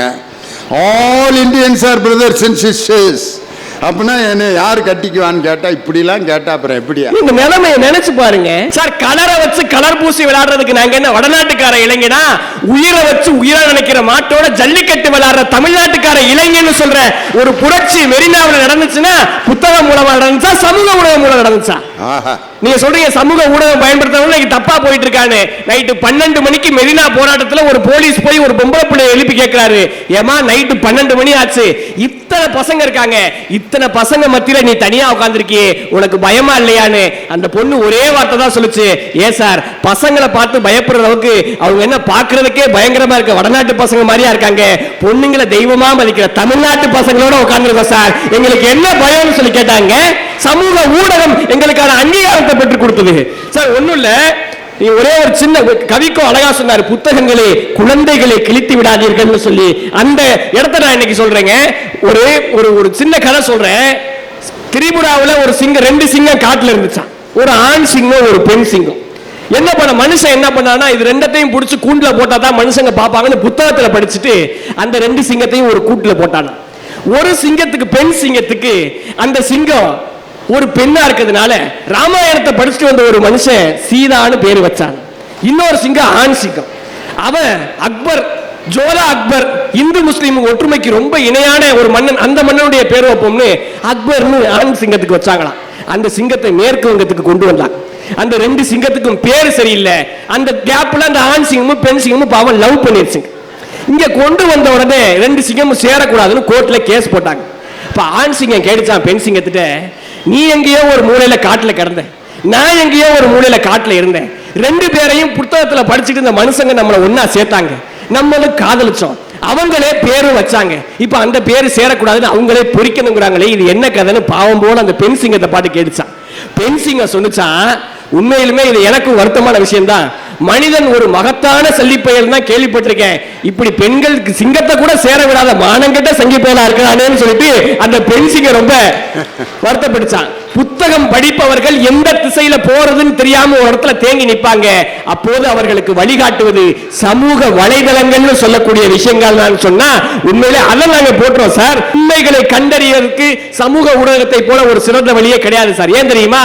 நான் ஒரே ஒரு செய்தியை சொல்றேன். வ.உ.சி. ஐயாவை பற்றி எத்தனையோ புத்தகங்கள் சொன்னது, ஆனால் வ.உ.சி. ஐயாவுடைய குடும்பம் என்னதுன்னு பல பேருக்கு தெரியாம இருந்தது. சமீபத்தில் அவருடைய பேத்தி செல்வின்னு அந்த அம்மாவுடைய பேரு சமூக ஊடகத்தின் வாயிலாக பேசுறாங்க, நான் தான் வ.உ.சி. அவருடைய பேத்தி, என்னுடைய தாத்தா தான் இந்த விடுதலைக்காக போராடின வ.உ.சி. ஐயா, எனக்கு என்ன ஆச்சுன்னே தெரியல, நான் இறந்து போயிட்டேன்னு கூட பல பேர் பேசிட்டு இருக்காங்க. ஆனா உண்மை என்னன்னா, நான் படிச்சேன், முடிச்சேன், நம்முடைய முதலமைச்சராக இருந்த ஐயா முன்னாள் முதல்வர் கருணாநிதி கலைஞர் ஐயாவை போய் சந்திச்சேன். கர்நாடக தண்ணி பிரச்சனை இருந்துச்சு. அந்த நேரத்தில் நான் போய் சந்திக்கும் போதும் கூட நான் வஉசி அவர்களுடைய பேத்தின்னு சொல்லி ஒரே கையெழுத்தில் எனக்கு அரசாங்க வேலை போட்டு கொடுத்தவர் அவர். அதனால இன்னைக்கு நான் மகிழ்ச்சியா இருக்கேன்னு அந்த அம்மா என்னைக்கோ பேசின வீடியோ இன்னைக்கும் தமிழர்களுக்கு வஉசியின் பரம்பரை வாழ்ந்து கொண்டிருக்கின்ற ஒரு அங்கீகாரத்தை கொடுத்ததுன்னா புத்தகத்தை தாண்டி எங்களுடைய சமூக ஊடகங்கள் இன்றைக்கு எல்லோர் மத்தியிலும் இருக்கின்றது. இதை விட சிறந்த எடுத்துக்காட்டு என்னங்க இருக்க முடியும்? அத்தி பலாமரம் பூப்பதில்லை, அரேபியாவில் நதிகள் இல்லை, அண்டார்டிகாவில் மரங்கள் இல்லை, இந்தியாவில் எரிமலை இல்லை, சிங்கப்பூரில் காகங்கள் இல்லை, சிங்கமும் புலியும் ஒரே காட்டில் வாழ்வதில்லை, யானையின் தும்பிக்கையில் எலும்புகள் இல்லை, ஆமையின் வாய்க்குள் பற்கள் இல்லை, நட்சத்திர மீனுக்கு மூளை இல்லை, நண்டுக்கு தலையே இல்லை, சமூக வலைதளங்கள் இல்லாமல் அடுத்த தலைமுறை இல்லை, சமூக வலைதளங்களை யோசிக்காதவர்களுக்கு அறிவே இல்லை என்று சொல்லி பேச வாய்ப்பு கொடுத்த இந்த மண்ணுக்கும் மக்களுக்கும் நெஞ்சார்ந்த நன்றிகளை சொல்லி விடைபெறுகிறேன். நன்றி, வணக்கம். அந்த பொண்ணு பார்க்குறப்ப வர்ற நடிப்புகளை நீங்கள் பார்க்கணுமே. குனிஞ்சதெல்லாம் நிம்மராதுங்க, வணக்கம் சொல்ல காப்பி கொடுமா, பாப்பா உன் பேர் என்ன? லட்சு. லட்சு லட்சுன்னு எப்படி பேர் வைப்பாங்க? லட்சுமிங்க கூச்சத்தில் சொல்கிறதுக்கு பயப்படுது. அப்படி இப்படி பயப்படுற பிள்ளைய ஒரு 3 நாளைக்கு முன்னாடி கொலா சண்டையில் பாருங்களேன். பாடி என்ன என்ன அப்படி இருக்கிறது. பொண்ணு பார்க்க வர்றப்போ ஒன்றுமே தெரியாத மாதிரி. பெண்கள் தான் இப்படி நடிக்கிறாங்கன்னா ஆம்பளை நடிக்கிற நடிப்பு இருக்க. அவருக்கு பார்த்தீங்கன்னா அந்த மாப்பிள்ளைய ரொம்ப நல்லவே மாதிரியே உட்காந்துருப்பாங்க. பார்த்துருக்கீங்களா? அந்த சின்ன பிள்ளைகளெல்லாம் தூக்கி தூக்கி மடியில் வைப்பாங்க. பாப்பா பொண்ணு உனக்கு என்ன வேணும்? எனக்கு பொண்ணு சித்தி. அப்போ நான் உனக்கு சித்தப்பா. உடனே பொண்ணு வீட்டுக்காரங்க பார்க்குறாங்க, சின்ன பிள்ளைங்க மேலேயே இவ்வளோ பாசமாக இருக்கானே, நம்ம பிள்ளைய எப்படி வச்சு பாதுகாப்பான்? ஏமாற்றிட்டானா முதல் நடிப்பில். காஃபி டீ சாப்பிடுங்க மாப்பிள்ள. காஃபி டீலாம் நமக்கு பழக்கமே இல்லை அப்படின்னா குவாட்டரை ராவை அடிப்பேன். பொண்ணு வீட்டில் பீலா விடுறாங்க, காஃபி டீலாம் நமக்கு பழக்கமே இல்லைன்னு. காராச்சேவை திங்க தெரியாதே மாதிரியே திம்பாங்க. இந்த ஒன்று எடுத்து இந்த அவனை பார்த்தீங்கன்னா மக்கான் பேடை 5 வாங்கி இளந்த பழம் திங்கிற மாதிரி தின்னுட்டு இருப்பேன். ஆனால் பொண்ணு வீட்டில் ஆக்டா கொடுக்குறேன். அது மாதிரி இந்த மாதிரி செய்திகள்லாம் டக்கு டக்கு டக்குன்னு சமூக வலைதளத்தில் இன்னைக்கு பரவுது. நம்ம என்ன பாட்டை கேட்கணும்னு நினைக்கிறோமோ டக்குன்னு ஆன் பண்ணி உடனே கேட்டுடலாம். அலெக்சான்னு ஒரு மிஷின் வச்சுருக்கான். என்ன பாட்டை வேணாலும் கேட்கலாம். வழிநடுக காட்டுமல்லி, அதுக்கு அடுத்து உள்ளம் உருகுதையா, உடனே முருகன் பாட்டை பாடுது. உள்ளம் உருகுதையா முருகா, அலெக்சா ஸ்டாப் அப்படின்ட்டு ராவெல்லாம் ராங்காவுது அப்படின்னா ராவெல்லாம் ராங்காவுது தீப்பிடிக்க ராவு ராவு யா ராவெல்லாம் பிரியாவுது தீப்பிடிக்க வாங்காலாவு அச்சத்தை தொல்லச்சா மிச்சத்தை குறைச்சா நூக்காவல்லையா நூக்கா. அதே உள்ள முருகுதையா பாடினா அதே மிஷினு நூக்காவலையாவும் பாடுது. நமக்கு என்ன பாட்டு வேணாலும் உடனே கேட்டுக்கிறலாம். இந்த வசதி என்னைக்காவது உண்டா? நான்லாம் சின்ன பையனாக இருக்கும்போது ஒரு பாட்டு கேட்கறதுக்கு அந்த மைசெட்டுக்காரனுக்கு பீடி வாங்கி கொடுத்து வெத்தலை வாங்கி கொடுத்து அவன் சொல்கிற வேலையெல்லாம் செஞ்சு குடியிருந்த கோயிலில் அந்த பாட்டு எம்ஜிஆர் பாட்டை போடினேன். படகோட்டியில் அந்த பாட்டை போடினேன். என்ன பாடுறா? என்ன பாட்டு? நான் ஒரு குழந்தை. உடனே அவர் ரெக்கார்ட் பிளேயர் எடுத்து பெரிய நம்ம கலெக்டரை விட பெரிய ஆள் மாதிரி அவர் ஊசிய கூட. நான் ஒரு குழந்தை, நீ ஒரு குழந்தை, ஒருவர் மடியிலே ஒருவரடி, நாளொரு மேனி பொழுதொரு வண்ணம், ஒருவர் மனதிலே ஒருவரடி. இந்த பாட்டை கேட்கறதுக்கு அவனுக்கு அப்படி பியூன் வேலை பார்த்தேன். ஆனால் இன்னைக்கு அலெக்சாவில் சொன்னால் 5 நிமிஷத்தில் பாட்டு டக்கு டக்கு டக்கு டக்குன்னு மாறுது. அன்னைக்கு இந்த ஊருடைய பெருமையை நிலைநாட்டி கொண்டிருக்க திருமுருக கிருமானந்த வாரியாருடைய அவருடைய பேச்சில் ஒரு நகைச்சுவை பிட் எடுத்து போடுறான் ஒருத்தன். ஐயா ஒரு மேடையில் சொல்றார், முருகனின் தனிப்பெரும் கருணையினாலே என்பது நான் முருகன் ஞான பண்டிதன், கடத்தேங்காயை எடுத்து வழிப்பிள்ளையாருக்கு உட. இதை யாராவது உடனே இங்கிலீஷில் சொல்ல முடியுமா? உடனே யாராவது இங்கிலீஷில் சொல்லுங்க பார்ப்போம். ஆனால் வாரியார் சொன்னார், ஷாப் கோகனட்டை டுக்கு, வே பிள்ளையாருக்கு டக்கு. ஷாப்பு கோகனட்னா கிடைச்சாங்க, வே பிள்ளையார்னா வழி பிள்ளையார், டுக்குனா எடுக்கிறது, டக்குனா உடைக்கிறது. ஐயாவுக்கு அப்படி கைதட்டினாங்க. ஐயா இதே மாதிரி தான் மேடையில் பேசிகிட்டு இருக்காரு. அப்போ ஒருத்தர்கிட்ட கூட்டத்தில் இருக்கவங்கள்ட்ட கேள்வியெலாம் கேட்பார். டேய், முருகனுடைய அப்பா யாரா அப்படின்னு இருக்காரு. ஒரு சின்ன பையன் எந்திரிச்சு, அவன் திருவிளையாடல் படம் அப்போ தான் பார்த்துருக்கான், சிவாஜி அப்படின்ட்டான். முருகனுடைய அப்பா சிவாஜி கணேசனா? உடனே அவங்க அப்பா அவனை அடிக்கிறாரு. குடும்ப மானத்தையே வாங்கிட்ட, முருகனுடைய அப்பா சிவாஜியாடா, பிரபுவோட அப்பாடா சிவாஜி அப்படின்ற மண்டலை தட்டியிருக்காரு. அதுக்கு கிருபானந்த வாரியார், அடிக்காதீங்க, அவன் கரெக்டாக தானே சொல்லியிருக்கான். காந்தியை காந்திஜின்னு சொல்கிறோமோ, நேருவை நேருஜின்னு சொல்கிறது இல்லையோ, அதே மாதிரி முருகனுடைய அப்பா பேர் சிவா, ஜி சேர்த்து சிவாஜின்ட்டான், அவன் கரெக்டாக தானே சொல்லியிருக்கான். அந்த பய வாரியாரை கொண்டாடிட்டான் தெய்வம் யான்ட்டு. இது மாதிரி கந்த புராணத்தை திருவிளையாடல் புராணம் பேசுறதுக்கு முன்னாடி மக்களோட இப்படி ஐக்கியமாயிருவார் வாரியார். தொட்டனை தூரும் அனற்கேணி மாந்தருக்கு கற்றனை தூரும் அறிவு. இதை உடனே இங்கிலீஷில் சொல்ல முடியுமா? வாரியார் சொல்லுவார், டச்சால் ஊரும் சாண்டுவெல் பீப்புளுக்கு ஸ்டடியால் ஊரும் நாலேஜ்னார். டச்சு ஆள் ஊரும், தொட்டு அனைத்து ஊரும், சேண்டு வெல்லு மணல் கேணி பீப்புளுக்கு மாந்தருக்கு, ஸ்டடி ஆள் ஊரும், கற்று அனைத்து ஊரும், நாலேஜ் அறிவு. முடிஞ்சா? எப்படி டிரான்ஸ்லேஷன் பாருங்க. இந்த மாதிரி விஷயங்கள்லாம் சமூக வலைதளத்தில் நிறைய நமக்கு அனுப்பிக்கிட்டே இருக்கான். நாலேஜ் கெயின் பண்ணணும்னா நீங்கள் பாட்டுக்கு வரிசையாக சில பேர் அனுப்புகிற ஃபார்வேர்டு நியூஸுகளை பார்த்தாலே போதும் ஐயா. ஒரு புத்தகத்தை படிக்க வேண்டிய செய்திகள் அவன் அனுப்புகிறானேன்னார். அதுக்கு பதில் சொல்லணும். வாங்க, கடலூர் தனியவேல். புக்கு படித்தா பொண்ணு கிடைக்குமா? சோஷியல் மீடியாவில் 4 அக்கௌண்ட் வச்சுருந்தா பொண்ணு கிடைக்கும் அப்படின்னு சொன்னார். ஹரிபாலகிருஷ்ணன் அவர்களே, நாங்கள் சொல்லிக்கிறது என்னன்னா, புக்கு படித்தா பொண்ணு கிடைக்காது, புக்கு படித்தா வேலை கிடைக்கும், வேலை கிடைச்சா பொண்ணு கிடைக்கும். அதெல்லாம் ஸ்டெப் பை ஸ்டெப்பாக போட. எடுத்தோன்னு பொண்ணு அப்படின்னு ஒரு பொண்ணு வந்துடணுமா? இவர் உடனே தாலிக்கயிறு எடுத்து கட்டுவாரான், உடனே குடும்பம் நடத்துவாரான். அப்படி வந்தால் அதுக்கு பேர் பொண்ணே கிடையாது. இங்கே வா அப்படின்னு வந்துருச்சுன்னா அதுக்கு பேர் பொண்ணே கிடையாது. கஷ்டப்பட்டு வேதனைப்பட்டு முயற்சி பண்ணி பல சோதனைகளை எல்லாம் கடந்து அந்த பொண்ணை நம்ம ரீச் பண்ணாதான் அந்த பொண்ணு மேலே நமக்கே மரியாதை இருக்கு. அதனால தான் தமிழன் காதலையும் வீரத்தையும் 2 கண்ணா வச்சான்.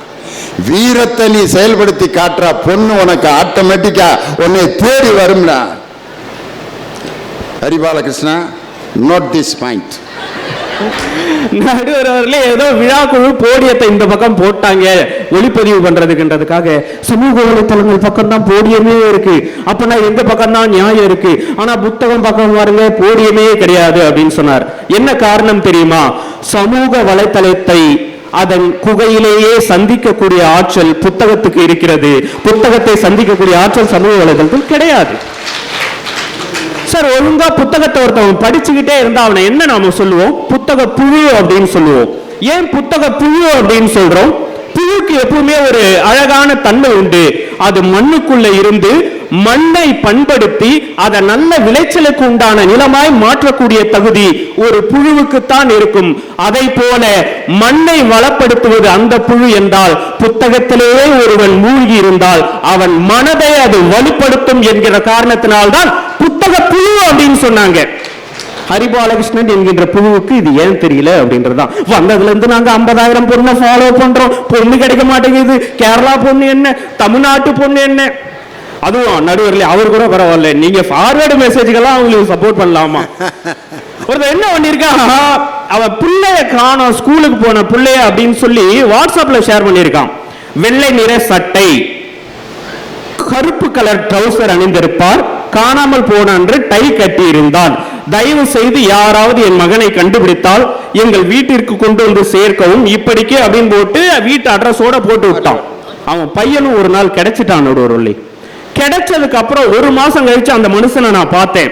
சார், இப்ப எப்படி உங்க பிள்ளை நல்லா படிக்கிறானா, காணாம போன அன்னைக்கு பதறி இருப்பீங்களே நீங்க. அந்த வாட்ஸ்அப் தான் உங்களுக்கு கண்டுபிடிச்சு கொடுத்தது. சோசியல் மீடியாவுக்கு தான் சார் நீங்க நன்றி சொல்லணும் அப்படின்னு. நீங்க வேற ஏங்க வைத்தறிச்சல கிளப்புறீங்க? அவன் ஒரு மாசத்துக்கு முன்னாடி எனக்கு கிடைச்சிட்டான், இப்ப அவனை ஸ்கூல்ல கொண்டு போய் விட்டு வந்தா கிடைச்சிட்டான் உங்க புள்ளன்னு டெய்லி ஒருத்தவங்க கொண்டு வந்து விட்டு போறான். இந்த ஃபார்வர்டு மெசேஜால நான் படுற அவஸ்தை எனக்கு தாங்க தெரியும். எல்லாத்தையும் ஃபார்வர்ட் பண்ண வேண்டியது. அத ஃபார்வர்ட் பண்றீங்க, அதோட நிறுத்தினா பரவாயில்ல. இத 10 பேருக்கு ஃபார்வர்ட் பண்ணனா உங்க குடும்பத்துல யாருமே விளங்க மாட்டாங்கங்கறான். இத ஃபார்வர்ட் பண்ணா உங்க அம்மா மேல உனக்கு பாசம் இருக்குதுன்றான். உண்மையான தெய்வ பக்தி இருந்தா ஷேர் பண்ணுன்றான். இயேசுநாதர் உன்னை ஆசீர்வதிக்கணும்னா நீ ஷேர் பண்ணுன்றான். முருகன் உன்னை ஆசீர்வதிக்கணும்னா ஷேர் பண்ணுன்றான். முருகனும் இயேசுநாதரும் உட்கார்ந்து யோசிக்கிறாங்க, நாம என்னைக்குடா இவங்களை ஷேர் பண்ண சொன்னோம். சமூக வலைதளங்கள் யோசிச்சு பாருங்க நடுவர்களே. ஒரு காலகட்டத்தில் என்ன கொண்டு போய் எங்க அம்மா எங்க சொந்தக்காரங்க முன்னாடி நிறுத்தி என் புள்ள அழகா பாட்டு பாடுவான், எங்க அத்தை மாமா முன்னாடி பாடி காட்டு அப்படின்னு சொன்னா நான் பாடினேன். கைவீசம்மா கைவீசு, கடைக்கு போகலாம் கைவீசு, மிட்டாய் வாங்கலாம் கைவீசு, நான் பாடினேன். இன்னைக்கு பட்டிமன்றத்துக்கு போயிட்டு ஒரு நாள் வந்தேன். எங்க அக்கா எங்க மாமா எல்லாம் வீட்டுக்கு வந்திருந்தாங்க. நம்ம சொந்தக்காரங்க முன்னாடி நம்ம அம்மா பாட வச்சு அழகு பார்த்தாங்களே, நம்ம பிள்ளைய நம்ம அக்கா முன்னாடி உட்கார வச்சு பாட வச்சு அழகு காட்டும்னு என் மகனை தூக்கி உட்கார வச்சு அத்தைக்கு ஒரே ஒரு பாட்டு பாடி காட்டுறா சாமின்னு என் புள்ள பாடினா பாருங்க. கடுகடு கடுப்பாயி அப்பா வெடுத்தடியேன் கடுப்பாயி, தொட தொட தொட மாட்டேன் அப்பா, தொடாம நான் விட மாட்டேன் மணியாச்சினா. அட பாவி பசங்களா, என் பிள்ளைய கெடுத்து வச்சிருக்கீங்களே. இன்னைக்கு வீட்டுக்கு போய் பாருங்க, அம்மா ஒரு மொபைலை வச்சு தடவிக்கிட்டே இருக்கு, அப்பா ஒரு மொபைலை வச்சு தடவிக்கிட்டே இருக்கான். பிள்ளைங்களுக்கு எல்லாம் இப்ப சந்தேகம் வந்துருச்சு, இவங்க 2 பேரும் சேர்ந்து நம்மள பெத்தாங்களா இல்ல டவுன்லோட் பண்ணி எடுத்தாங்களான்னு. சார் சோசியல் மீடியா நீங்க யோசிச்சு பாருங்க. ஒரு காலகட்டத்தில் எதிர் வீட்டுல இருக்கிறீங்களா, உங்களுக்கு பேங்க்ல அக்கவுண்ட் இருக்கா, நல்லா இருக்கிறீங்களான்னு கேட்ட காலகட்டம் போய் Facebookல அக்கவுண்ட் இருக்கா, வாட்ஸ்அப்ல அக்கவுண்ட் இருக்கா, அந்த அக்கவுண்ட் வச்சுக்கிட்டு என்னடா பண்ண போறீங்க நீங்க? யோசிச்சு பேசணுமா இல்லையா?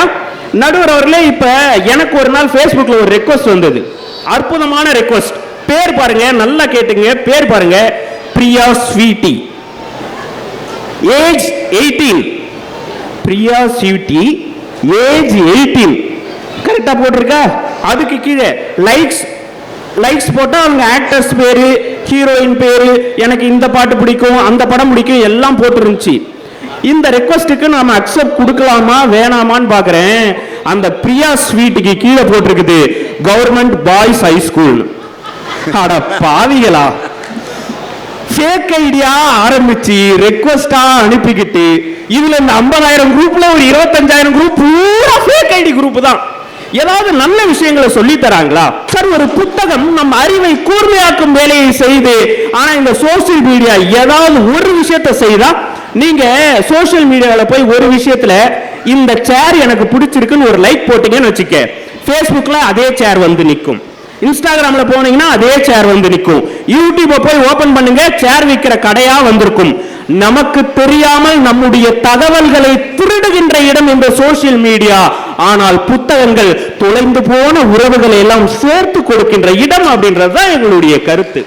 ஆனா உண்மையா சொல்றேன், சோசியல் மீடியாவில் இருந்தா கூட இருந்துங்க, ஆனா இந்த லவ் பண்றவங்க கூட மட்டும் ஃப்ரெண்டா இருந்துறாத. காலங்காத்தால எழுந்திருச்சு அந்த போனை தொட்டோம்னா ஸ்டேட்டஸ்ல ட்ரெயின் விடுறான் நடுவர் அவர்களே.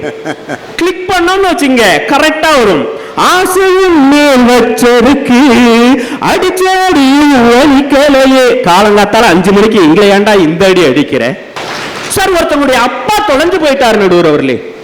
டெய்லி கஷ்டப்பட்டு வேதனைப்பட்டு அட்வர்டைஸ்மெண்ட்லாம் சோசியல் மீடியாவில் கொடுத்தான், கண்டுபிடிக்க முடியல. அவனுக்கு வேற ஒரு ஊர்ல பணி கிடைச்சிருச்சு, மிகப்பெரிய பில்டிங்ல வசிக்கிறான். டெய்லி காலையில அந்த பில்டிங்க்கு பக்கத்திலே ஆபீஸ், டெய்லி அந்த ஆபீஸுக்கு போறான் வரான். அவங்கிட்ட பிச்சைக்காரங்க எல்லாம் வந்து பிச்சை எடுக்கிறாங்க, அவங்கள கண்டுக்கிறது கூட அவனுக்கு விருப்பம் கிடையாது. அவங்களெல்லாம் தட்டி விட்டுட்டு டெய்லி ஆபீஸுக்கு போறான் வரான். ஒரு நாள் அடைமழையில் அவனுடைய செல்போன் அவன் கையிலிருந்து தவறி தண்ணியில விழுந்துருச்சு. செல்போனை எடுக்க முடியல, சாக்கடைக்குள்ள விழுந்ததுனால.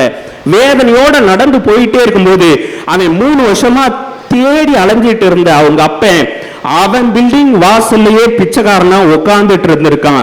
டெய்லி செல்போனை பார்த்துட்டு கடந்து போன அந்த மகன் தன்னுடைய தந்தை இவன் தான் என்பதை கவனிக்க மறந்துவிட்ட ஒரு சமூகமாய் மாற்றி வைப்பது உங்களுடைய சமூக வலைதளமா இல்லையா? நடுவர்களே, நான் இப்படி சொல்லி நிறைவு செய்கின்றேன். ஏஆர் ரஹ்மானுக்கு மைக்கேல் ஜாக்சன் கூட ஒரு தடவையாவது சந்திப்பு நிகழணும்னு ஆசைப்பட்டிருக்காரு. மைக்கேல் ஜாக்சனை சந்திக்கணும்னு கேட்டப்போ அவருக்கு அந்த வாய்ப்பு இல்லை. அவர் ஏதாவது சாதிக்கட்டும், நான் ஏஆர் ரஹ்மானை சந்திக்கிறேன்னு சொல்லியிருக்காரு. ஒரு நாள் அந்த வாய்ப்பு ரஹ்மானுக்கு கிடைச்சிருக்கு. ரஹ்மான் போய் சந்திச்சுட்டு வந்திருக்காரு. அவருடைய நண்பர்கள் கேட்கிறாங்க, சார் ரஹ்மானை மீட் பண்ணீங்கல்ல, போட்டோ எடுத்தீங்களா? சோசியல் மீடியாவா நாங்க எதுலுமே பார்க்கலையே, மைக்கேல் ஜாக்சனை நீங்க மீட் பண்ணது அப்படின்னு கேட்டப்போ ரஹ்மான் சொன்ன வார்த்தை என்ன தெரியுமா? அந்த நேரத்தில் நான் மைக்கேல் ஜாக்சனோடு இருந்த நொடிகளை என் வாழ்வின் பொக்கிஷமான நொடிகளாக நினைத்து அதை உண்மையாய் நான் அவரோடு செலவிட்டேனே தவிர அந்த நேரத்தில் புகைப்படம் எடுக்க வேண்டும் என்ற எண்ணம் எனக்கு தோன்றவில்லை அப்படின்னு ரஹ்மான் சொன்னார். அதைத்தான் நாங்களும் சொல்றோம். ஒரு கோயிலுக்கு போனா சாமியை கும்பிடணும் நடுவர்களே. சாமியை கும்பிடுறதை விட்டு செல்போன்ல அதை வீடியோ எடுக்கிறது, போட்டோ எடுக்கிறது, வாழ்க்கையின் உன்னத தருணங்களை எல்லாம் இந்த சமூக வலைதளங்களால் நாம் இழந்து கொண்டிருக்கிறோம். நீங்கள் எத்தனை ஆண்டு காலமாய் ஆசிரியர் நடுவர் அவர்களே? நான் 33 வருஷமா வாத்தியார் வேலை பார்த்தேன். எதுக்கு இப்படி என்ன வேலையா கொடுக்க போற? எனக்கு திடீர்னு இப்படி இன்டர்வியூல கேள்வி கேட்கிற மாதிரி கேட்குறீங்க. எதுக்கு தனிய வேலை? நடுவர் அவர்களே, 33 ஆண்டுகளாய் நீங்கள் ஆசிரியராய் இருக்கின்றீர்கள். இந்த 33 ஆண்டுகளில் உங்களுடைய ஒரு மாணவரிடமாவது நீங்கள் சமூக வலைதளத்தை பயன்படுத்துங்கள் என்று நீங்கள் சொன்னதுண்டா? அப்பெல்லாம் ஒண்ணுமே கிடையாது. ஒரு ஃபோன் பண்ணணும்னா எஸ்டிடி பூத்தில் போய் காசு கொடுத்து தான் ஃபோன் பண்ணணும். சமூக வலைதளம்னா என்னானே தெரியாத காலத்தில் 33 வருஷம் வாத்தியாரா இருந்தேன். ஒரு மனிதனுக்கு ஆகச் சிறந்த 3 பேர், மாதா, பிதா, குரு. இந்த 3 பேருமே படிடா படிடா, புக்கை எடுத்து படிடா, புக்கை எடுத்து படிச்சாதான்டா வாழ்க்கையில முன்னேற முடியும்னு இதுவரைக்கும் சொல்லியிருக்காங்களே இந்த உலகத்துல. தவிர பாடுறா பாடுறா போனையே பார்த்துட்டு வாழ்க்கையில உருப்படாம போவன்னு ஹரிபாலகிருஷ்ணன்.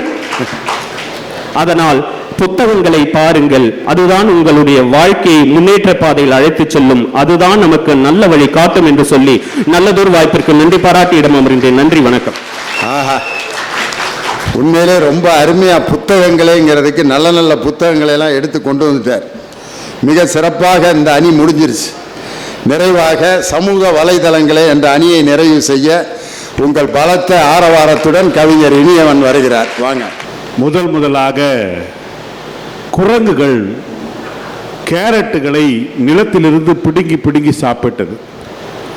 ஒரு நாள் அந்த குட்டி குரங்குகளின் கையில் இருந்த கேரட் தண்ணியிலே விழுந்துடுச்சு. தண்ணியில விழுந்த பிறகு அந்த கேரட் எடுத்து கடிச்சு சாப்பிட்டுச்சு அந்த குட்டி குரங்கு. சாப்பிட்ட பிறகு இவ்வளவு நாள் மண்ணா இருந்த கேரட் இன்னைக்கு இனிப்பா இருக்கேன்னு சொல்லிட்டு ஒவ்வொரு முறையும் கேரட்டை பிடுங்கி பிடுங்கி தண்ணியிலே அலசி குரங்கு சாப்பிட்டது. இது குரங்கினுடைய பரிணாம வளர்ச்சி. குரங்குக்கு தெரிகிறது ஒரு முன்னேற்றம் அல்லது ஒரு கண்டுபிடிப்பை கண்டுபிடித்த பிறகு பயன்படுத்த வேண்டும் என்று. ஆனால் எதிரடியை சார்ந்த 2 பேருக்கு தெரியவே இல்லை. ஏன் என்று சொன்னால் அவர்கள் இன்னும் மனிதர்களாக மாறவே இல்லை. அட்லீஸ்ட் குரங்குகளுக்காவது மாறல, குரங்குடைய கீழே இருக்காங்க. அவர் பேராசிரியர் விஜயகுமார் கேட்கிறார், புத்தகங்களை படியுங்கள், புத்தகங்கள் உங்கள் வாழ்க்கையை செம்மையாக்கும். நான் கேட்கின்றேன், 2000 ஆண்டுகளுக்கு முன்னால் எழுதிய வள்ளுவன் எழுதினான் கல்லுண்ணாமை என்ற அதிகாரத்தை எழுதுகிறான். அப்போ புத்தகத்தை கல்லுண்ணாமை என்று எழுதுகின்ற வள்ளுவன் அந்த காலத்திலேயே குடிகார பையன் இருந்திருக்கான். ஞாபகத்தை வச்சுக்கோ, சோசியல் மீடியா கற்றுக் கொடுக்கல. 2000 ஆண்டுகளுக்கு முன்னால் அடுத்தவன் பொண்டாட்டியை தூக்கிட்டு போன ராவணன் இருந்திருக்கிறான். சோசியல் மீடியா சொல்ல அடுத்தவன் பொண்டாட்டியை தூக்கிட்டு போன்னு சொல்லிட்டு.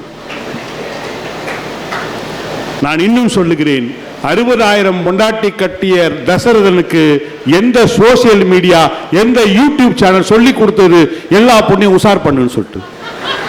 யாருகிட்ட கதை விடுற சார்? இன்னைக்கு ஒரு முதல்ல சக்கரம் கண்டுபிடிக்கப்பட்டது இல்லையா? ஏன் மெக்கானிக்கல் இன்ஜினியர் மட்டும் ரொம்ப விரும்புறாங்க தெரியுங்களா? மெக்கானிக்கல் இன்ஜினியர் எவர் கிரீன் சப்ஜெக்ட். ஏன்னு சொன்னா சக்கரம் தான் உலகத்தை சுழற்றுகிறது. நீங்க எல்லாம் பாருங்க, எல்லா இடத்துக்கும் ஒரு சக்கரம் இருக்கு மெக்கானிக்கல் இன்ஜினியர் படிச்சவங்களுக்கு. அவர் சொன்னார் பார்த்தீங்களா, காதலிச்சா உருப்பட மாட்டீங்க. அவருக்கு லவ் மேரேஜ். நிறைய புக்கு படிச்ச ஒரு தனிகவேல், நிறைய புக்கு படிச்சு புக்கா கொடுத்து லவ் பண்ணிட்டு நீங்க வந்து புலம்புறாரு வேலூர்ல வந்துட்டு, லவ்வே பண்ணாதீங்க உருப்படவே மாட்டீங்க. இவனுக்கு கல்யாணம் ஆகக்கூடாதுன்னு அவனுக்கு வேண்டுதல். புக்கு படிக்கிறவன் எப்படி இருக்கான் பார்த்தீங்களா? நம்மளாவது ஓரளவுக்கு ஃபார்வர்டு பண்ணுவோம் சார். நடுவருக்கும் நான் எனக்கு உள்ள ஒரு ஒற்றுமை என்ன பார்த்தீங்களா, 2 பேரும் ஒரு புலம்புறம் பார்த்தீங்களா. நீங்கள் நான் ஒன்று கேட்குறேன் சார், நடுவர் அவர்களே, உங்கள் வீட்டில் அந்த அலெக்சா இருக்கால அந்த பொண்ணு? ஆமாம், எங்கள் வீட்லையும் இருக்காவோ. அலெக்சாங்கிறது பொண்ணு இல்லை, மிஷின் அது. அட இருக்கட்டா சார். ஆமாம், லேடி வாய்ஸில் தான் பேசும். மிஷினுக்கு ஆறுமுக சாமின்னு ஏன் பேர் வைக்கல? அலெக்சான்னு ஏன் பொம்பளை பேர் வச்சான்? ஒரு நப்பாசை, அதாவது ஷடாப்னா நிறுத்துதேன்னு. 25 வருஷம் ஆகுது சார், என் முன்னாடி ஆனந்தி வாய மூட மாட்டா சார். எல்லா ஃபோனு, ட்ரெயினில், விமானத்தில் எல்லா அறிவிப்பும் பெண் குரலில் தானே வருது. எங்கேயாவது ஆம்பளை குரல் இருக்கா ஃபோனில்? நீங்கள் தொடர்பு கொள்ளும் வாடிக்கையாளர் தொடர்பு எல்லைக்கு வெளியே இருக்கிறார், பொம்பளை பிள்ளை தானே பேசுது. என்னை மாதிரி ஒரு ஆம்பளையா பேசுகிறேன். நீங்கள் தொடர்பு கொள்ளும் வாடிக்கையாளர் தற்சமயம் தொடர்பு எல்லைக்கு வெளியே இருக்கிறார், நீங்கள் சிறிது நேரம் கழித்து அவருக்கு தொடர்பு கொள்ளவும், உங்கள் அழைப்பை அவர் ஏற்கும் நிலையில் இல்லை அப்படின்னு. யார்? பொம்பளை பிள்ளை தான். ட்ரெயின்லையும் அதுக்கு தான் அறிவிக்குதுங்க. 12:50 மணிக்கு சேரன் எக்ஸ்பிரஸ் காட்பாடி நிலையத்திற்கு வந்து கொண்டிருக்கிறது. ஏன் பெண் குரலை தேர்ந்தெடுத்திருக்காங்கன்னா அதுதான் தெளிவாக இருக்கும். ஆம்பளைய குரல் திடீர்னு கரகரன்னு ஆச்சுன்னா என்ன சொல்கிறாங்கன்னே புரியாது அப்படின்ட்டு எலக்ட்ரானிக்ஸ் டிபார்ட்மெண்ட்டே முடிவு பண்ணியிருக்கு, பெண் குரலில் தான் பொது அறிவிப்புகள் வர வேண்டும். நீங்கள் இந்த லிஃப்ட்டில் போனீங்கன்னு வச்சுங்களேன், அந்த பொண்ணு சொல்லுது, தயவு செய்து கதவை மூடு. ராத்திரி எங்கள் வீட்டுக்காரன், யோ கதவை மூடிடா பாரியா மூட்டு, அது நல்லா தாப்பால் போட்டிருக்கேன். நான் அப்போ நினச்சிக்கிட்டேன் அந்த பொண்ணையே கட்டியிருக்கலாம் போட்டு. எப்போ பார்த்தாலும் தயவு செய்து கதவை மூடும். இது நாள் வரைக்கும் இத்தனை வருஷமாயி ஒரு நாளும் தயவு செய்து கதவை. நான் ஒரு நாள் கேட்டேன், இது மாதிரி என்னைக்கு நீ பேசுவ? அவன் யார் உனக்கு அப்படின்றான். இவரே சொன்னாருங்களே, ஜாதி சங்கங்கள் பெருகிவிட்டது சோசியல் மீடியாவில். நான் பணிவன்போடு கேட்கின்றேன், நாம படிக்கிற புத்தகம் இருக்குல்ல, 1ஆம் கிளாஸ் புத்தகம் 12 வருஷம் படிக்கலாம் சார் ஸ்கூல்ல. 12 × 365 பெருக்கா கிட்ட 4500 நாள் வரும். இந்த 4500 நாட்கள்ல புத்தகத்தில் அரசாங்கம் போட்டுக்க முதல் பக்கம் இருக்குல்ல, முதல் பேஜில் என்ன போட்டிருக்கா? தீண்டாமை ஒரு பாவ செயல், தீண்டாமை ஒரு பெருங்குற்றம், தீண்டாமை மனிதத்தன்மையற்ற செயல்னு சொன்ன படிச்ச 4500 நாள் படித்தவன் தான் மனிதர்கள் குடிக்கின்ற தண்ணியில போய் மலத்தை கலக்கிறனா புத்தகங்கள் இன்னும் போதிக்க வேண்டியது நிறைய இருக்கிறது. அதான் என்னுடைய குற்றச்சாட்டு. உனக்கு உன் பிள்ளைய பத்தி தெரியல. அவன் என்ன சொன்னா, கருகரு கருப்பாயி நீ வெளுத்தது ஏன் கருப்பாயின்னு அத்தையை பார்த்து கேட்கிறானே, உனக்கு கொஞ்சமாவது யோசிக்கிறியா? உனக்கு உன் தங்கச்சிக்கு மேல இல்லாத அக்கறை உன் பிள்ளைக்கு அத்தை மேல அக்கறை சார். அத்தை கருகருன்னு இருந்தாங்களே, வெளுத்துட்டாங்களா, ஏதோ சோஃபி ரத்த சோகம் வந்துச்சு போடுறது, ரத்தத்தில் அது ஹீமோகுளோபின் கம்மியாயிடுச்சு அப்படின்ற ஒரு காரணத்தினால அத்தையை விசாரிக்கிறான். அப்ப அடுத்தது என்ன கேட்டா, தொட மாட்டேன். அத்தையே வந்து என் பொண்ணை கட்டிக்க சொன்னாலும் நான் தொட மாட்டேன். ஆனா அத்தை உன் பொண்ணை தொட்டுட்டேன்னா எப்பவுமே விட மாட்டேன்ற ஒரு நல்ல பிள்ளைய நீ பெற்று வச்சுக்கிட்டு அவன் எப்படி பாடுறான்? என்னையா நீங்க? நான் ஒன்று கேட்குறேங்க, எனக்கு குழந்தை பிறந்த போது எங்கள் ஊர் கவர்மெண்ட் ஹாஸ்பிட்டலில் இந்த ஆயா ஒன்று இருந்தது. அது கேட்குற ரேட்டை வச்சு உள்ளக்கிறது பொம்பளை பிள்ளையா ஆம்பளை பிள்ளையா தெரிஞ்சிடும். 50 ரூபா கொடுனா பொம்பளை பிள்ளை, 200 ரூபா கொடுனா ஆம்பளை பிள்ளை. இன்னைக்கு எவனும் கவலைப்படுறதே கிடையாது. ஏன்னா டிஜிட்டல் டிஸ்பிளே வந்திருக்கு சார். இன்னைக்கு எல்லா ஹாஸ்பிட்டல்லையும் பர்த் சர்டிஃபிகேட் போய் நான் யார் கையிலும் காலில் விழ வேண்டிய அவசியம் விட கிடையாது. சென்னை மாநகராட்சி டெத் சர்டிஃபிகேட், பர்த் சர்டிஃபிகேட் தட்டின உடனே என் பிள்ளை என்னைக்கு பிறந்தான், எப்போ பிறந்தான், 2000 பிறந்தான், இன்னைக்கு நான் எடுக்கிறேன். எங்க அப்பாவோட பர்த் சர்டிஃபிகேட் நான் எடுக்கிறேன், என்னோட பர்த் சர்டிஃபிகேட் நான் எடுக்கிறேன், எங்க அப்பாவோட இறப்பு சான்று நான் எடுக்கிறேன். நான் எவனையும் போய் கை கட்டி ஐயா கொடுங்க என்று கேட்கக்கூடிய நிலைமை இன்றைக்கு இல்லை. சமூக வலைதளங்கள் மாற்றி இருக்கிறது. நான் இன்னும் சொல்றேன், ஒரு காலத்துல நான் சின்ன பிள்ளையா இருக்கும்போது ரேஷன் கடைக்கு போவேன் சார். போகும்போது அந்த ரேஷன் கடைக்காரர் என்ன சொல்லுவாரு, அதெல்லாம் அரிசியெல்லாம் காலி ஆயிடுச்சு, பாமா எல்லாம் வரல, கோதுமை தீர்த்து போச்சு, இன்னும் நான் கதை விடுமோ அவ்வளோத்தையும் சொல்லுவார். இன்னைக்கு தமிழ்நாட்டில் TNEPDSன்னு ஒரு வெப்பேஜ் இருக்கு, ஒரு ஆப்பே இருக்கு. நீ தட்டிட்டு உன் ரேஷன் கார்டு நம்பரை தட்டினேன்னு வச்சிங்களேன், அவர் கடைக்குள்ளே எவ்வளோ ஒழிச்சு வச்சுக்கிறாரு எல்லாம் வந்துடுது. அன்னைக்கு போது ஒரு ஆயா சொல்லுது, சக்கரை கதா இல்லை தபார் உள்ள கது எடுத்து ஒழுங்கா போகுது. இல்லைன்னா அந்த ஆப்பில் ஒரு பெரிய ஆப்புன்னா தெரியுமா? அது ஏன் ஆப்புன்னு வச்சான்னா, அது அரசு ஊழியர்களுக்கு ஏமாத்துற எவன்லாம் இருக்கானோ அவனுக்கு ஆப்பு வைக்கிறதுக்காக வச்சிருக்கான். அதில் ஒரு பட்டன் வச்சிருக்கான். நேரடியாக முதலமைச்சரை தொடர்பு கொள்ள இதை அமுக்கவும். அந்த கிழவி அந்த கையை உதறினே போகுது. அது போட்டுறேன். புரியுதுங்களா? நான் சாதி சான்றிதழ் வாங்குவதற்கு 6 மாசம் ஆச்சு சார். இன்னைக்கு 3 நாள் 5 நாள்ல இ சேவைன்னு போய் நான் தட்டின உடனே வந்துடுது. இவர் சொல்றாரு எல்லாமே ஆபாசங்கள். சார் நான் அறிவானது தேடுறேன், எனக்கு அறிவானது கிடைக்குது. நீ வேற ஏதோ தேடுற, தேடுங்கள் கண்டறிவீர்கள். நீ தேடுறது உனக்கு கிடைக்கும். புரியுதுங்களா? உடனே அவர் சொல்றார், சார் நான் புக்கு படிச்சுட்டே சார், பக்கத்தில் வேற வேற படம்லாம் வருது. நீ வந்து என்ன பண்ணு, உனக்குன்னு ஒரு சாஃப்ட்வேர் கொடுத்துருக்கான், அதுக்கு ஒரு ஆன்டி வைரஸ் கொடுத்துருக்கான். ஆன்டினாலே அகைன்ஸ்ட் தானே, நமக்கு எப்பவுமே அகைன்ஸ்டா பக்கத்துல ஆன்டியா தானே இருக்கும். ஆன்டி வைரஸ் கொடுத்துருக்கான், அதை போடு. நீ சும்மா இருக்கா, உன் கையை திரும்ப நோண்டுற. நான் என்ன சொல்றேன், உன்னுடைய மூளை வைத்து உன்னுடைய கையையே உன்னால கண்ட்ரோல் பண்ண முடியலன்னா நீ எப்படி அவங்க வீட்டுக்காரமா கண்ட்ரோல் பண்ணுவ? சாதாரண இத்தினூண்டு மொபைலே உன்னால கண்ட்ரோல் பண்ண முடியலன்னா வாழ்க்கை உன் கையில் இல்லையே. இப்போ எங்க வீட்டுக்காரமா முந்தா நாள் குழம்பு வச்சாங்க, புளிய கரைக்கல, ஊத்துல வந்துட்டு சொன்னாங்க, ஐயோ புளியை கரைச்சி ஊத்தலையே. நான் சொன்னேன், நீ குழம்பு வைக்கும் போது என் வயிற்றுல புளியை கரைச்சிச்சு, நீ கூட நான் ஊத்திக்கிறேன் சார், அட்ஜஸ்ட் பண்ணி போடும் சார். 24 வருஷம் முடிஞ்சு 25 வருஷம் ஆச்சுங்க. எங்க வீட்டுக்காரமா சொன்ன ஒரு வார்த்தை, அருமையான வார்த்தை, கல்யாண நாள் அன்னைக்கு சொன்ன வார்த்தை, உன்னை போய் கட்டணம் பாரு, நான் ஒரு பைத்தியக்காரச்சி அப்படின்னா.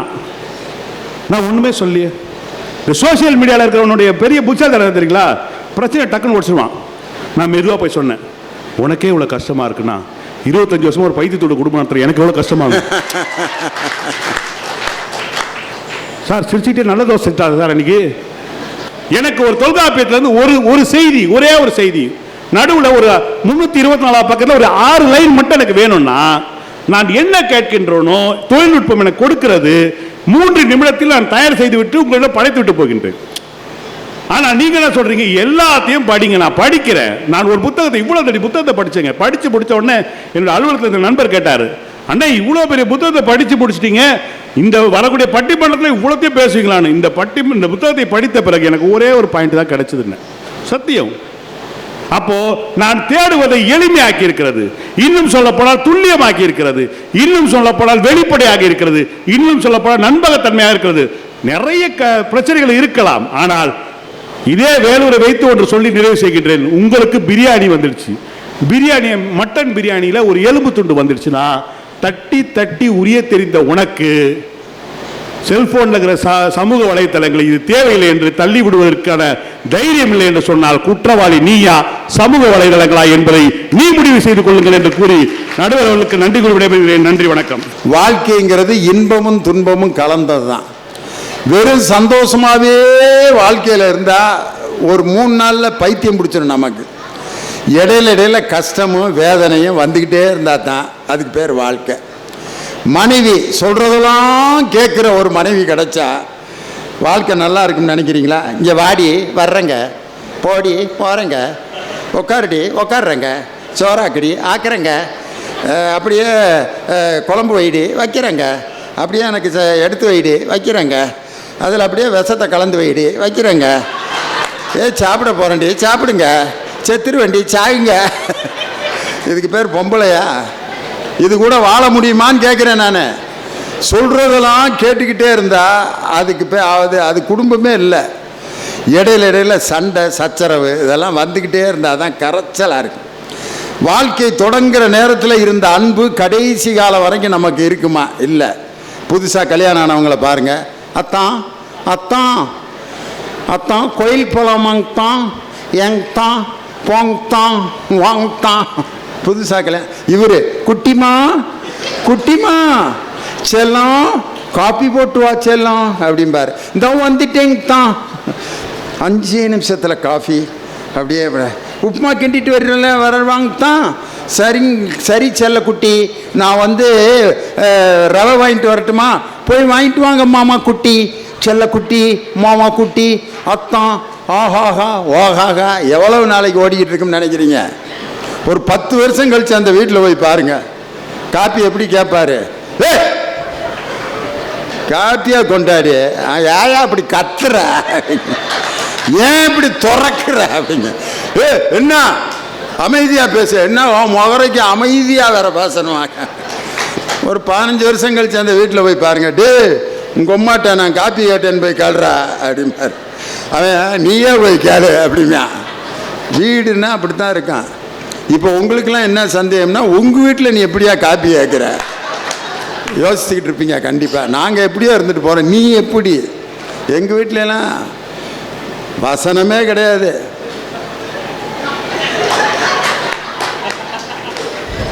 உடனே வந்துடும் காப்பி. வருஷம் ஆக ஆக ஆக டயலாகே தேவையில்லை. இன்னும் ஒரு 10 வருஷம் கழித்து காப்பி வீட்டிலேயே கேட்க மாட்டேன். 5:30 மணிக்கு எந்திரிச்சு டீ கடைக்கு வந்துடுவேன். இந்த காலையில் 6:30க்கு காப்பி கடையில் குடிக்கிற கம்பெனி பூரா நொந்து நூடுல்ஸ் ஆன குரூப்பு. அவங்ககிட்ட நீ விசாரிங்க, வீட்டில் காப்பி அடையா கேட்குற. அதை பார்த்தே 15 வருஷம் ஆகுது. வீடுனா கஷ்டம் இருக்கத்தான் செய்யும். மனிதன் எல்லாருமே நல்லவனே கிடையாது. 100% நல்லவனை நீங்கள் எங்கேயுமே தேட முடியாது. சுத்தமான தண்ணியில் உயிரினங்கள் வாழவே வாழாது. அசுத்தமான தண்ணியில் தான் உயிரினங்களே வாழும். ஹியூமன் ஈஸ் டு எர் சொன்னது யாரு? ஷேக்ஸ்பியர். தவறு செய்வதற்காகவே படைக்கப்பட்டவன் தான் மனிதன் அப்படின்னு. அந்த தவறுகளோட அவங்கள ஏற்றுக்கணும். அதுதான் இன்னைக்கு வீடுகளில் எல்லாரும் அவங்க நினச்ச மாதிரி ஒரு கணவனோ அவங்க நினச்ச மாதிரி ஒரு மனைவியோ இன்னைக்கு இருக்கா? கால மாற்றம். ஒரு 50 ஆண்டுகளுக்கு முன்னாடி இருந்த வாழ்க்கையை இன்னைக்கு நம்ம நினச்சி கூட பார்க்க முடியாது. எங்கள் தாத்தாவுக்கும் பாட்டிக்கும் 16 பிள்ளைய. எப்படித்தான் பெத்தாரோ, பகல் முழுதும் சண்டை போட்டுக்கிட்டே தான் இருந்தாங்க. ஆனால் 16 பிள்ளை. எப்படி தாத்தான்னு கேட்டால் எல்லாம் ஆண்டையும் பார்த்து கொடுத்தாதாங்கிறார். ஆண்டவனா கொடுத்தாரு 16 பிள்ளைங்க. எங்கள் பாட்டியை கேட்டால் பூரா நான் பெற்றதுரா, கடையிலே அவை வாங்க முடியும். பஞ்சம் இல்லாமல் வாழ்ந்திருக்காங்க. இன்னைக்கெல்லாம் ஒரு புள்ள 2 பிள்ளைக்கு படுற பாடு. செயற்கை கருத்தரித்தல் மையம். ஒரு 50 வருஷத்துக்கு முன்னாடி எங்கள் தாத்தா பாட்டி காலத்தில் இப்படி ஒரு ஆஸ்பத்திரி இருந்துச்சா? இல்லை. Artificial fertilisation centre. கல்யாணம் முடிஞ்சு 6 மாதத்தில் போய் செயற்கை கருத்தரித்தல்ல குழந்தை பெக்குது. தாயே இல்லாமல் வாடகை தாயில் ரெட்டை பிள்ளை பெற்றிருக்கு ஒரு அம்மா. இதெல்லாம் ஒரு 50 ஆண்டுகளுக்கு முன்னாடி நடந்துச்சா? இன்னைக்கு கொரோனா காலத்தில் ஆன்லைன் கிளாஸ். என் பேரனும் பேத்தியும் ஆன்லைன் கிளாஸ் அட்டன் பண்ணுறேன். என் பேரனும் பேத்தியும் பக்கத்து ரூமில் கிளாஸ் அட்டன் பண்ணிக்கிட்டு இருக்காங்க. மிஸ்ஸு பாடம் நடத்திட்டு இருக்கு. ஃபோனில் முன்னாடி வச்சுருக்கான், ringa ringa roses, ringa ringa roses, pocket ஃபுல்லாக பாய்சஸ். ஏன்னா மிஸ்ஸு மொபைலில் இருக்குது, எப்படி வேணாலும் உட்காந்துக்கிடலாம். மிஸ்ஸுக்கிட்ட கொக்கானி காட்டுறேன், அப்படியே அப்படின்றேன். அந்த இவன் நடக்கிறது அங்கே தெரிய மாட்டேங்குது. அந்த அம்மா வாட்டுக்கு பாடம் நடத்திக்கிட்டு இருக்கு. எந்திரிச்சு வெளியே போகிறேன், டான்ஸ் ஆடுறேன் மிஸ்ஸுக்கு முன்னாடியே. திடீர்னு பார்த்தா ரிங்கா ரிங்கா ரோசஸ் மாறி வேறு சத்தம் கேட்டுச்சு. அவனுங்க பாடம் நடந்த இது கிளாஸ் அட்டன் பண்ணிட்டு இருக்க ரூமில். டே பட்லு, என்னை விட்டுட்டு நீ எப்படா சமோசா தின்னுக்கிட்டு இருக்க? டே பட்லு, எங்க போற? ஜான் வந்துகிட்டு இருக்கான், நம்ம உடனே தப்பிச்சு போகணும்டா. இல்லடா மோட்டு, நம்ம சிங்கம் சார் நம்மளையெல்லாம் தேடிக்கிட்டு இருக்காரு மோட்டு, உடனே நம்ம இங்கிருந்து தப்பிச்சு போனோம். ரிங்கா ரிங்கா ரோசஸ் திடீர்னு மோட்டு பொட்டுலுவா மாறிடுச்சு. டே அப்படின்றேன், டக்குன்னு ரிங்கா ரிங்கா ரோசஸ் மாத்திட்டான். கொஞ்ச நேரம் கழிச்சு நான் எந்திரிச்சு போறேன். டோரா, இப்ப நம்ம எங்க போறோம்? காடு, பாலைவனம், மலை, அதுக்கு எப்படி வழி தெரியும்? நான் அந்த மேப் அதை உட்காந்து பார்த்துட்டு இருக்கேன். ஒரு காலத்தில் இப்படி ஒரு வசதி இருந்ததா? நினைத்ததையெல்லாம் உடனே நம்ம பார்க்குற மாதிரி எல்லா செய்திகளும். ஒரு மாவட்டத்தில் ஒரு செய்தி நடந்துச்சுன்னா அடுத்த 5வது நிமிஷம் எல்லாருடைய மொபைலுக்கு வந்துடுது. இன்னைக்கு முதலமைச்சர், இந்தியாவையே நமது தமிழக முதலமைச்சரை பாராட்டுகின்ற ஒரு திட்டம் எதுன்னா, மாணவர்களுக்கு காலை உணவு வழங்கிய அந்த அற்புதமான திட்டம். அந்த திட்டம் ஒரு மாவட்டத்தில் செயல்படுத்தப்படும் பொழுது ஒரு குரூப்பு ஜாதி வெறியர்கள் அந்த மாணவர்களை தூண்டி விட்டு, அந்த அம்மா சமைச்சா நீங்க சாப்பிடாதீங்கடா அப்படின்னு ஸ்ட்ரைக் பண்ண வச்சுட்டாங்க. காரணம், அந்த அம்மா ஒரு குறிப்பிட்ட ஜாதியை சேர்ந்தவங்க. இந்த அம்மா சமைச்சா நாங்கள் சாப்பிட மாட்டோம் அப்படின்ட்டான். உடனே அப்போ மாவட்ட ஆட்சித்தலைவராக இருந்த பிரபு சங்கர் இன்னைக்கு திருவள்ளூரில் கலெக்டராக இருக்கார். அப்போ அவர் கரூரில் இருந்தார். இந்த விஷயத்தை உடனே வாட்ஸ்அப்பில் பார்த்துட்டு அந்த கிராமத்துக்கு உடனே போய் அங்கே ஊரில் இருக்கவங்களையெல்லாம் கூப்பிட்டு அந்த பள்ளிக்கூடத்தில் வரிசையாக கீழே உட்கார வச்சு அந்த அம்மா கையில் முதல்ல கலெக்டர் வாங்கி சோறை சாப்பிட்டார். இதை உடனே ரெக்கார்ட் பண்ணி ஊர் முழுவதும் பரப்புனாரு. தமிழக முதல்வர் வரைக்கும் இந்த செய்தி போச்சு. இந்த சம்பவம் நடந்ததுலேருந்து இதுவரைக்கும் அந்த ஜாதி பிரச்சனை எந்த கிராமத்திலையும் நடக்கல. இதை சாதிச்சது எது? ஒரு மாதம் கழிச்சு இதை ஒருத்தர் புஸ்தகத்தில் எழுதி அதை கடையில் போய் நான் வாங்கி அதை நான் படித்து என்னைக்கு திருந்துறது? இன்னைக்கெல்லாம் வந்து இம்மீடியட் ரிசல்ட். என் வயிற்றுல என்ன இருக்கு? MRI scan. அப்படியே துண்டு துண்டா பிரிச்சு மூளைய உள்ளுக்கு இருக்கிற கட்டி எவ்வளவு பெருசு இருக்கு. ஆப்ரேஷனே பண்ணாம மண்டையில் ஒரு சின்ன ஹோல் போட்டு லேசர் பீமை செலுத்தி அந்த கட்டியை கரைக்கிறானே. ஒரு காலத்தில் இப்படிலாம் இருந்துச்சா? வயிற்ற கோழி அறுக்கிற மாதிரி அறுப்பாங்க. அறுத்து உள்ளே இருந்து எல்லாம் எடுத்து சில டாக்டருக்கு கத்திரிக்கோலை உள்ளே வச்சு மறந்துட்டு தைச்ச வரலாறுலாம் நடந்திருக்கு. எவ்வளவு அட்வான்ஸ் ஆயிடுச்சு. இந்த வளர்ச்சியினுடைய ஒரு தொடர்ச்சி தான் சமூக வலைதளம். இதை நம்மள்ட்ட இருந்து பிரிக்க முடியாது. அதில் நல்ல செய்திகளை மட்டும் பாருங்க அப்படின்னு சொல்கிறாங்க. இவங்க என்ன சொல்கிறாங்க? எங்கய்யா நல்ல செய்தி வருது, நல்லது நம்மளை ரீச் ஆகுதா? பூ பாருங்க, எல்லாத்துக்கும் அதைத்தான் பயன்படுத்துகிறான். செத்தவனுக்கும் பூ போடுறான், கல்யாணத்துலேயும் பூ போடுறான். இப்போ கல்யாணத்துக்கு ஒருத்தர் மலர் வளையம் கொண்டு வர்றாருன்னு வச்சுக்கோங்க. பொண்ணு மாப்பிள்ளைய வாழ்த்துறதுக்கு ஒரு மலர் வளையத்தை எடுத்துக்கிட்டு, டேய் மலர் வளையத்தை எதுக்கிட்ட எடுத்துகிட்டு வந்தேன்? எல்லாரும் மாலை கொண்டு வர்றேன், பூச்செண்டு கொண்டு வர்றேன், நான் ஒரு வித்தியாசமாக கொண்டு வரலாம்ட்டுங்க. கல்யாணம் பொண்ணு மாப்பிள்ளைய வளையத்தில் வாழ்த்தலாம்னு வந்தேன்னா அவனை அடித்து கொள்ளுவாங்களா கொல்ல மாட்டாங்களா? அதே பூ தான். வளையமாக செஞ்சால் அது சோகம், மாலையாக செஞ்சால் அது மகிழ்ச்சி. யார் தீர்மானித்தது இதை? அப்போ ஒன்னொன்றுக்கும் ஒரு இம்ப்ளிகேஷன் இருக்குல்ல. இந்த சமூக வலைதளம் இன்னைக்கு என்ன பாடுபடுத்துதுன்னா, டெத்துக்கு அந்த பாடியை தூக்கிட்டு வெளியே வர்றேன், பாக்கெட்டில் மொபைலு ஆஃப் பண்ணாமல் இருக்கேன். எல்லாம் அழுக, மாமா மாமா எங்களை விட்டுட்டு போயிட்டியா மாமா அப்படின்னு கத்தி அழுதுகிட்டு இருக்காங்க. அவன் மொபைல்ல இருந்து பாட்டு, மானே ஒரு நான் மல்லிகைப்பூ கொடுத்தான் அடியாத்தி. இது எப்படி இருந்திருக்கு அந்த இளவு வீடு எல்லாம். அந்த தூக்கிட்டு வந்தவன மண்டல தட்டி ஆஃப் பண்றா.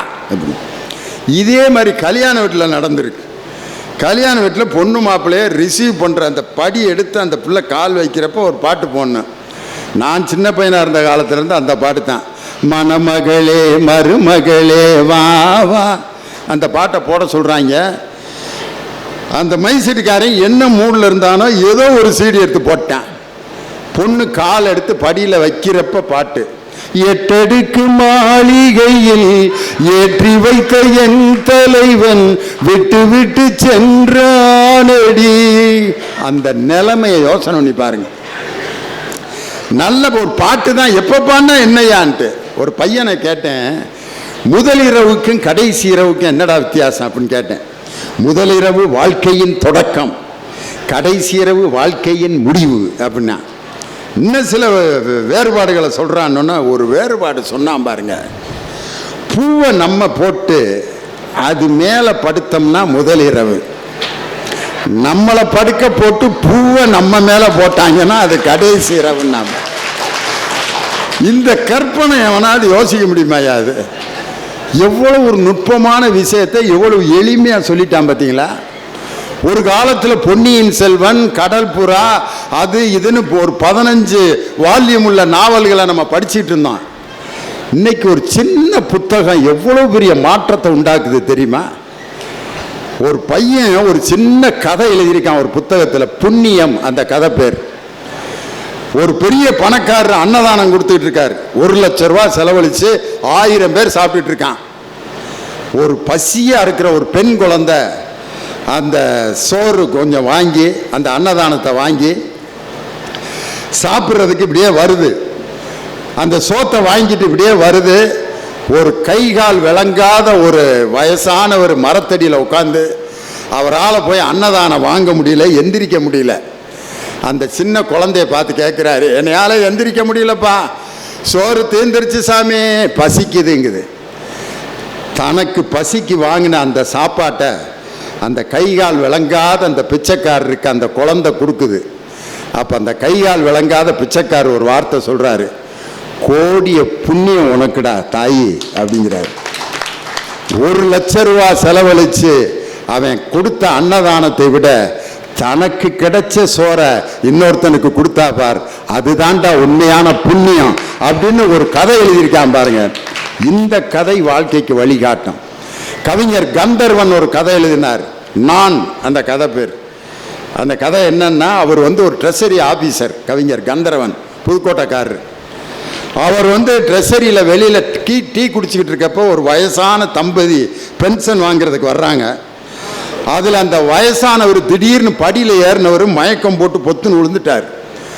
உடனே கந்தர்வன் ட்ரெஷரி ஆஃபீஸர் அந்த பெரியவரை கூட்டிகிட்டு போய், அப்போ புதுக்கோட்டையில் ஆஸ்பத்திரி கிடையாது, பெரிய ஆஸ்பத்திரி, தஞ்சாவூர் மெடிக்கல் காலேஜ் ஆஸ்பத்திரியில் கொண்டு போய் அவரை சேர்த்து, அவருக்கு ரத்தம் நிறைய வேஸ்ட் ஆயிடுச்சு, ரத்தம் கொடுங்க அப்படின்னா கந்தர்வன் எழுத்தாளரே ரத்தம் கொடுத்துட்டு பெரிய பெருமையோடு அப்படியே வந்தார். அப்பா, ஒருத்தருக்கு நல்ல உதவி செஞ்சிட்டோம்டா அப்படின்ட்டு வெளியில் வர்றாரு. ரொம்ப அசதியாக இருக்கும். காலையில் ஒரு 6:30 மணிக்கு அந்த ஆரஞ்சு பழ கடை வச்சுருக்கவன் அப்படியே அழுக்கு துணியை போட்டு தூங்கிட்டு இருக்கான். அவனை எழுப்புறாரு, தம்பி ஒரு ஆரஞ்சு ஜூஸ் போட்டு தர்றியா? ஐயா, போட்டு தர்றேங்க அப்படின்ட்டு ஆரஞ்சு ஜூஸை போட்டு, என்ன சாமி அசதியாக இருக்க அப்படின்னு கேட்டிருக்கான். ரத்தம் கொடுத்துட்டு வந்தேன் அப்படின்னோன்னா ஜூஸை இன்னும் நல்லா திக்காக தண்ணி கலக்காமல் போட்டு கொடுத்துட்டு, எவ்வளவுடா தம்பின்னு கேட்குறாரு. போட்டிருக்கிறதுக்கு சட்டை கூட இல்லாமல் அழுக்கு துணியை போட்டு தூங்கிட்டு இருக்க பையன், ரத்தம் கொடுக்குறவங்கள்ட்ட நான் காசு வாங்குறது இல்லைங்கன்னு சொன்னான். அந்த கந்தர்வன் அப்படியே பூரிச்சு போயிட்டார். ஏதோ நம்ம தான் பெரிய உதவி செஞ்சோம்னு மப்புல இருந்தோம்.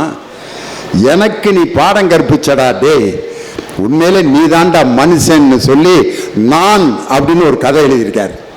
இப்படிப்பட்ட கதைகளையெல்லாம் நீங்கள் தொடர்ந்து படிக்க படிக்க படிக்க படிக்கத்தான் உங்களுடைய அறிவு மேலும் மேலும் மேலும் மேலும் விரிவடையும். நாட்டினுடைய பெரிய மாற்றங்களை எல்லாம் உருவாக்கியது புத்தகங்கள் தான்.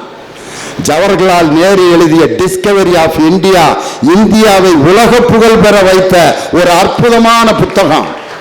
ஜவஹர்லால் நேரு தன் மகள் இந்திரா பிரியதர்சினிக்கு எழுதிய கடிதங்கள் தான் இந்தியாவின் இரும்பு பெண்மணியான பிரதமர் இந்திரா காந்தியை உருவாக்கியது. அவர் தன் மகளுக்கு எழுதிய கடிதம். நான் எழுதின ஒரு புத்தகம், வளர்ந்த கதை சொல்லவான்ட்டு இப்போ இந்த புத்தக கடையில் கிடைக்கும். அதில் என்னுடைய வாழ்க்கையில் நடந்த சம்பவங்களெல்லாம் எழுதியிருக்கேன். அதில் ஒரு சம்பவம் நீங்கள் கேட்டிங்கன்னா அவ்வளோ சந்தோஷப்படுவீங்க. நான் வாத்தியாராக இருக்கிறப்ப என்னுடைய பையங்களுக்கு நாடகம் போட்டோம். நான் வேலை செஞ்சது பாய் ஸ்கூல். பாஞ்சாலி சபதம் நாடகம் போடணும். பையங்களை பொம்பளை வேஷம் போட்டு சௌரி முடியெல்லாம் வச்சு தைச்சு சேலையெல்லாம் முடுத்தி எல்லாம் போட்டு துச்சாதனா ஒரு பையனை நடிக்க வச்சு, டாய் துயில் ஊறிற காட்சி. அந்த பக்கம் பாஞ்சாலி சபதம் கவிதையை நான் சொல்லிகிட்டு இருப்பேன். உருவுற மாதிரி நடிடா, இழுத்துறாத கோவத்தில் அப்படின்னு சொன்னேன். சரிங்க சார், நீங்கள் அந்த பக்கம் சேலையை சப்ளை பண்ணிக்கிட்டே இருங்க, நான் இழுக்கிற மாதிரி நடிக்கிறேன்னு நடிச்சுக்கிட்டுனா விசில் அடித்தாச்சு. எஸ் ஸ்டார்ட் அப்படின்னோன்னே அந்த 2 வயலும் எனிமின்னு எனக்கு தெரியாது. துச்சாதன நடிக்கிறவன் திரௌபதியாக நடிக்கிற பயலை, நீ மேடையில் பாடுறா ஒன்னே நான் என்ன பண்ணுறேன்ட்டு சேலையை கையோடு எடுத்துகிட்டு போயிட்டேன். அந்த பாஞ்சாலியை நடிக்கிற பய டவுசரோடு நின்றுட்டுருக்கேன். அந்த பய என்ன பாடுபட்டிருப்பேன். அப்போ ஒரு டயலாக் அடித்தான் பாருங்க, கண்ணா அன்று பாஞ்சாலிக்கு சேலையை கொடுத்து மானத்தை காப்பாற்றினாய், இன்று எனக்கு டவுசரை கொடுத்து மானத்தை காப்பாற்றிய கண்ணா நீ யூ ஆர் கிரேட்னா அந்த பயலை தூக்கி முத்தம் கொடுத்தேன் நான்.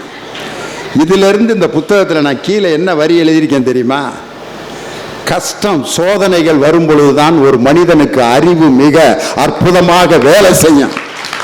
கலைஞருடைய நெஞ்சுக்கு நீதியை படிச்சீங்கன்னா அவர் வாழ்க்கையில வேதனையோடு எழுதிய செய்திகள் தான் இன்னைக்கு வாழ்க்கையினுடைய பாடமாக இன்னைக்கு எல்லாருக்கும் இருக்கு.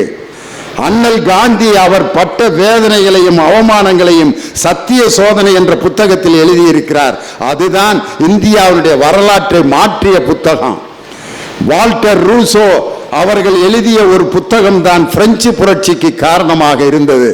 அதனால தான் எழுதினாங்க, the power not begins from the barrel, the power begins from the ballot அப்படின்னு எழுதினான். துப்பாக்கி முனையிலிருந்து சக்தி பிறப்பதில்லை, பேனா முனையிலிருந்து தான் சக்தி பிறக்கிறது. அந்த பேனா முனையில் உருவாக்கப்பட்ட இந்த புத்தகங்கள் தான் உலகத்தை மாற்றுகின்ற அதிசயத்தை கொண்டு வருமே ஒழிய சமூக வலைதளங்கள் செய்திகளை பரிமாறுவதற்கும் மகிழ்ச்சிக்கும் மற்றவர்களின் மனதை புண்படுத்துகின்ற ஊடக கொலைகளை செய்வதற்கும் தான் இன்று பயன்பட்டு கொண்டிருக்கிறதை ஒழிய ஒரு புத்தகம் எவனையும் கெடுத்ததாக வரலாறே இல்லை. அப்படிப்பட்ட புத்தகங்களை நேசிப்போம், வாசிப்போம், சுவாசிப்போம், வாழ்க்கையில் வெற்றி பெறுவோம் என்று சொல்லி இந்த வேலூர் புத்தக திருவிழாவை நடத்தி கொண்டிருக்கக்கூடிய வேலூர் மாவட்ட நிர்வாகத்திற்கும் மாவட்ட ஆட்சித்தலைவருக்கும் என்னுடைய சிறப்பான நன்றியை சொல்லி உங்களிடமிருந்து விடைபெறுகிறேன். நன்றி, வணக்கம்.